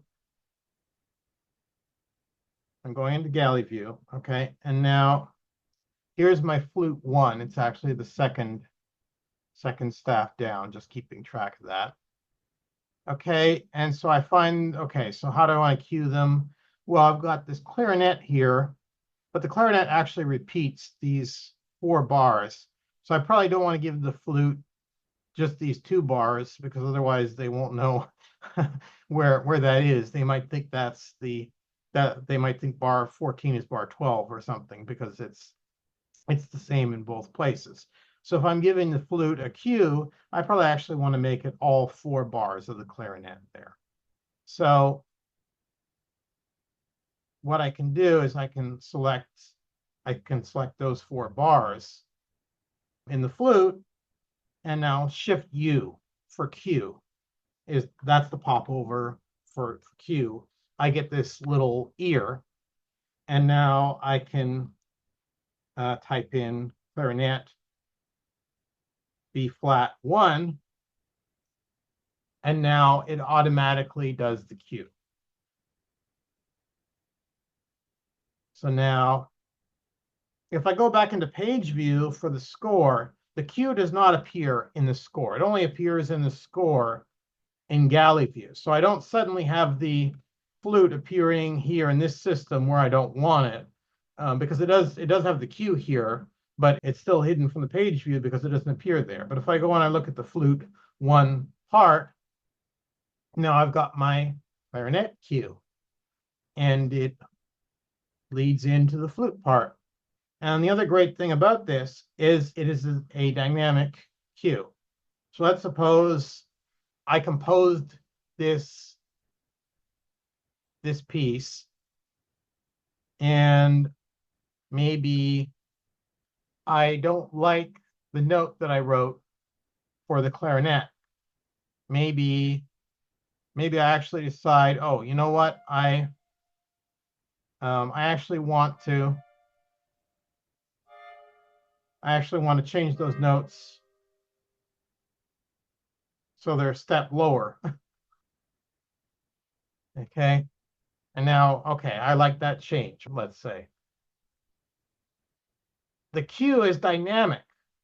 So now the cue has automatically updated in the flute part. Even though I didn't touch the flute, the cue is automatically updated because it's automatically pulling the part from the clarinet. So I've changed the notes the clarinet is playing, and the cue that I have in the flute part is automatically updated. So that's really, really nice because that way you can make revisions and you don't have to worry about your cues being inaccurate, because that's one of the big issues about doing revisions after you already have the cues in place. Is normally the cues are static cues, so then you end up changing the notes, and now suddenly your cue is cueing something that doesn't exist anymore, or where the notes are no longer the same, And now the queue is actually causing more problems than it's solving because it's got old information in it. It's got wrong notes in the queue, and then it's better to not have it at all. Whereas at least this way, it automatically updates from the original part. So that's a really nice feature with the queues in Dorico. One other thing I should mention about condensing. So, because normally in page view, you can edit the notes and do things like that. But in write mode, in a condensed score, if the staves are condensed, you can't actually add notes or edit notes. So like I could, here, clarinet in B flat 3, I could, here I'm in write mode in page view, I can add notes here.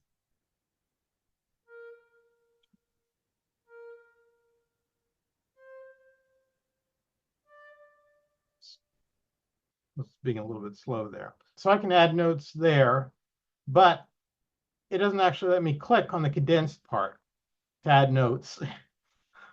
And of course, the reason for that is that this has two clarinets on one part. So if I click there, it's not going to know which clarinet I want to put it in. So as a result, they just prohibit you from being able to make edits on a condensed part like that because it doesn't know which clarinet part it should actually be for. So if I want to make edits to those notes on the clarinet 1 or clarinet 2 and it's condensed, I have to go into galley view because galley view will show it uncondensed. Or if I really needed to do it from page view for some reason, I would have to go and turn condensing back off so that then I had the clarinet staves separately on page view, and then I could manually create the notes as I wanted. And that's what I wanted to cover for the orchestral scores. And the last thing was just MusicXML import. So when importing MusicXML into Dorico, there are certain options that it uses. Those are in preferences. So very often you actually want to uncheck as many of these things as you can get away with. The reason is that Dorico's defaults are actually pretty good generally for things. And very often when it imports things in from other programs, there are often overrides for every single individual item that you don't want. Like you don't necessarily want the beaming to be overridden for every single beam group in an orchestral piece. So you'd probably want to uncheck beam groups so that you can allow Dorico to redo the beaming the way it thinks it should, rather than bringing in the beams the way that they are, because it could make a bit of a mess. And that's the other reason why it's often suggested not to start learning Dorico by importing MusicXML, because what happens is it can bring in all sorts of garbage overrides from the original file, which changes the behavior of Dorico, so that now you've got people asking, well, why is Dorico doing this crazy thing? And meanwhile, this thing it's doing that they're complaining about is not something it would normally do. If you open up a new file, it would be something that you'd actually have to jump through a lot of hoops to get it to do this strange thing. But it's doing this strange thing because of garbage that it's imported in part of the MusicXML that's overriding it and making it do these weird things. So if you're learning by importing MusicXML and adjusting that to make it look right in Dorico, that's not a good way, because you're going to be learning more about, like instead of learning about the behavior of Dorico, you're going to be learning about this weird MusicXML import and what you do with that. But the more things that you can uncheck here, so then the less that it imports. So if you basically turn off most of these things, then it just imports the music and formats it how it wants.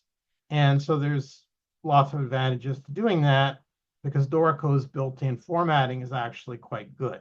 And so maybe you can't get away with unchecking everything. Like maybe this removes some text items that you need, and you don't want those to be gone, so you want to turn this back on, but maybe you don't need the font style information. So just specific things. See what you can get by with. Just import the absolute minimum. If you're coming from Finale, but really from any notation program, you want to make sure that you have all of your old scores exported as both MusicXML and as PDF. Because of course, MusicXML is not a perfect format. There's going to be all sorts of problems with it. So make sure that from Finale, you export to MusicXML and you export what it's supposed to look like to PDF. You might not want to convert everything to Dorico right now, because I'm sure the MusicXML import in Dorico will get better in the future as well. So you might even want to wait until it gets better before you convert some Finale scores that maybe you don't need to convert right now. So for some, you might decide, okay, well, I actually just want to wait on this and see if it gets better at importing this, because some things will import better than others. Dorico especially has some difficulty when there's some complicated tuplets where the math doesn't add up. And then after it hits this tuplet, then you can end up with nothing in the music after that tuplet. And then you have to do something like delete the tuplet. So those are typical things that you can run into when importing. From Finale, that doesn't happen all the time, but it does happen from time to time. We're importing tuplets. It won't understand the tuplet. It'll get confused by it because something is wrong with the tuplet, where there aren't the correct number of notes or something like that. And then it gets so confused by that, it stops there and it can't import the rest of the file. And so then you're missing all the notes from that spot on. So those are the types of things I expect it will improve in the future. Although if you need that sort of piece right now, you could delete those notes in Finale or correct the problem in Finale and then re-export and then bring it into Dorico. And when it comes to having Finale, something like Finale around, you want to make sure that you have an old system that can run Finale. I wouldn't be making a lot of new scores on it at this point if you can avoid it, because even though they've extended their licensing server, it's probably not going to be forever. So the Finale licensing server is likely, I would be surprised if it's still up in, let's say, 6 or 7 years time. It'll probably be less than that, I think, because at some point they're going to take down the licensing server. And then if you have a hardware failure of an old system, it's just not going to be possible to reactivate Finale again. The safest way might be to use a virtual machine to run Finale, and then you could back up that virtual machine and you could keep those backups so that even if the actual physical computer died, you could reboot that virtual machine on a new computer and it would boot up without even knowing anything had happened, and Finale would still be activated and you could still use it. But even then, there's some things that could go wrong and you could be stuck with no way to reactivate it again. So it would be a bad idea to keep going with Finale and still be writing new scores in Finale like 4 years from now, because all that that's going to do is just make more of a mess of giving you even more scores that are on a thing you can't get to. It just ends up making the problem worse. But definitely do look at solutions like virtual machines to keep a Finale system in stasis for a long time without actually having to use a hardware computer for that. Because you could use a hardware computer for that, but it could also die. If it's already old, eventually hardware fails. And even though some people have used their, I've had old computers that worked for 20 years, 25 years, that's no longer typical, I would say. So you can't count on an old system working for long enough. Use a virtual machine or an old computer just basically as a read-only Finale or a way of doing a re-export if you need to, but export everything now to MusicXML 4.0, the latest format. Make sure you have everything saved as good PDFs so that you know how everything's supposed to look. Make sure you didn't miss any folders and have a good backup strategy in place. And in the long term, there's a new format coming out that's going to be replacing MusicXML called MNX, or at least it'll be partially replacing MusicXML. We don't know if it's going to be completely replacing it in all programs, but it has some advantages and it might eventually become a nice choice for an archival format. Unfortunately, it's coming out too late to help with the current finale crisis, but at least MusicXML 4.0 does a pretty good job, even though it's not perfect. There's still some work involved. There is a company called Coda, which funny enough is also the name of the company that originally was the developers of Finale before it became Make Music. It was Coda Technologies, but there's a Coda music group that's actually advertising, converting your scores for you, where you can send them the scores, you can pay them a fee, and they will re-engrave them in the other software. They've been advertising this around, so they're an option. I'm sure there's other options as well if you want to pay a company to do these conversions for you. Otherwise, I would just focus on converting what you need to convert, and for everything else, just saving it as MusicXML and PDF so that you know that in the future, if you do end up needing to be like, okay, I need to convert this now, you already have the MusicXML version that you can use to import and take it from there.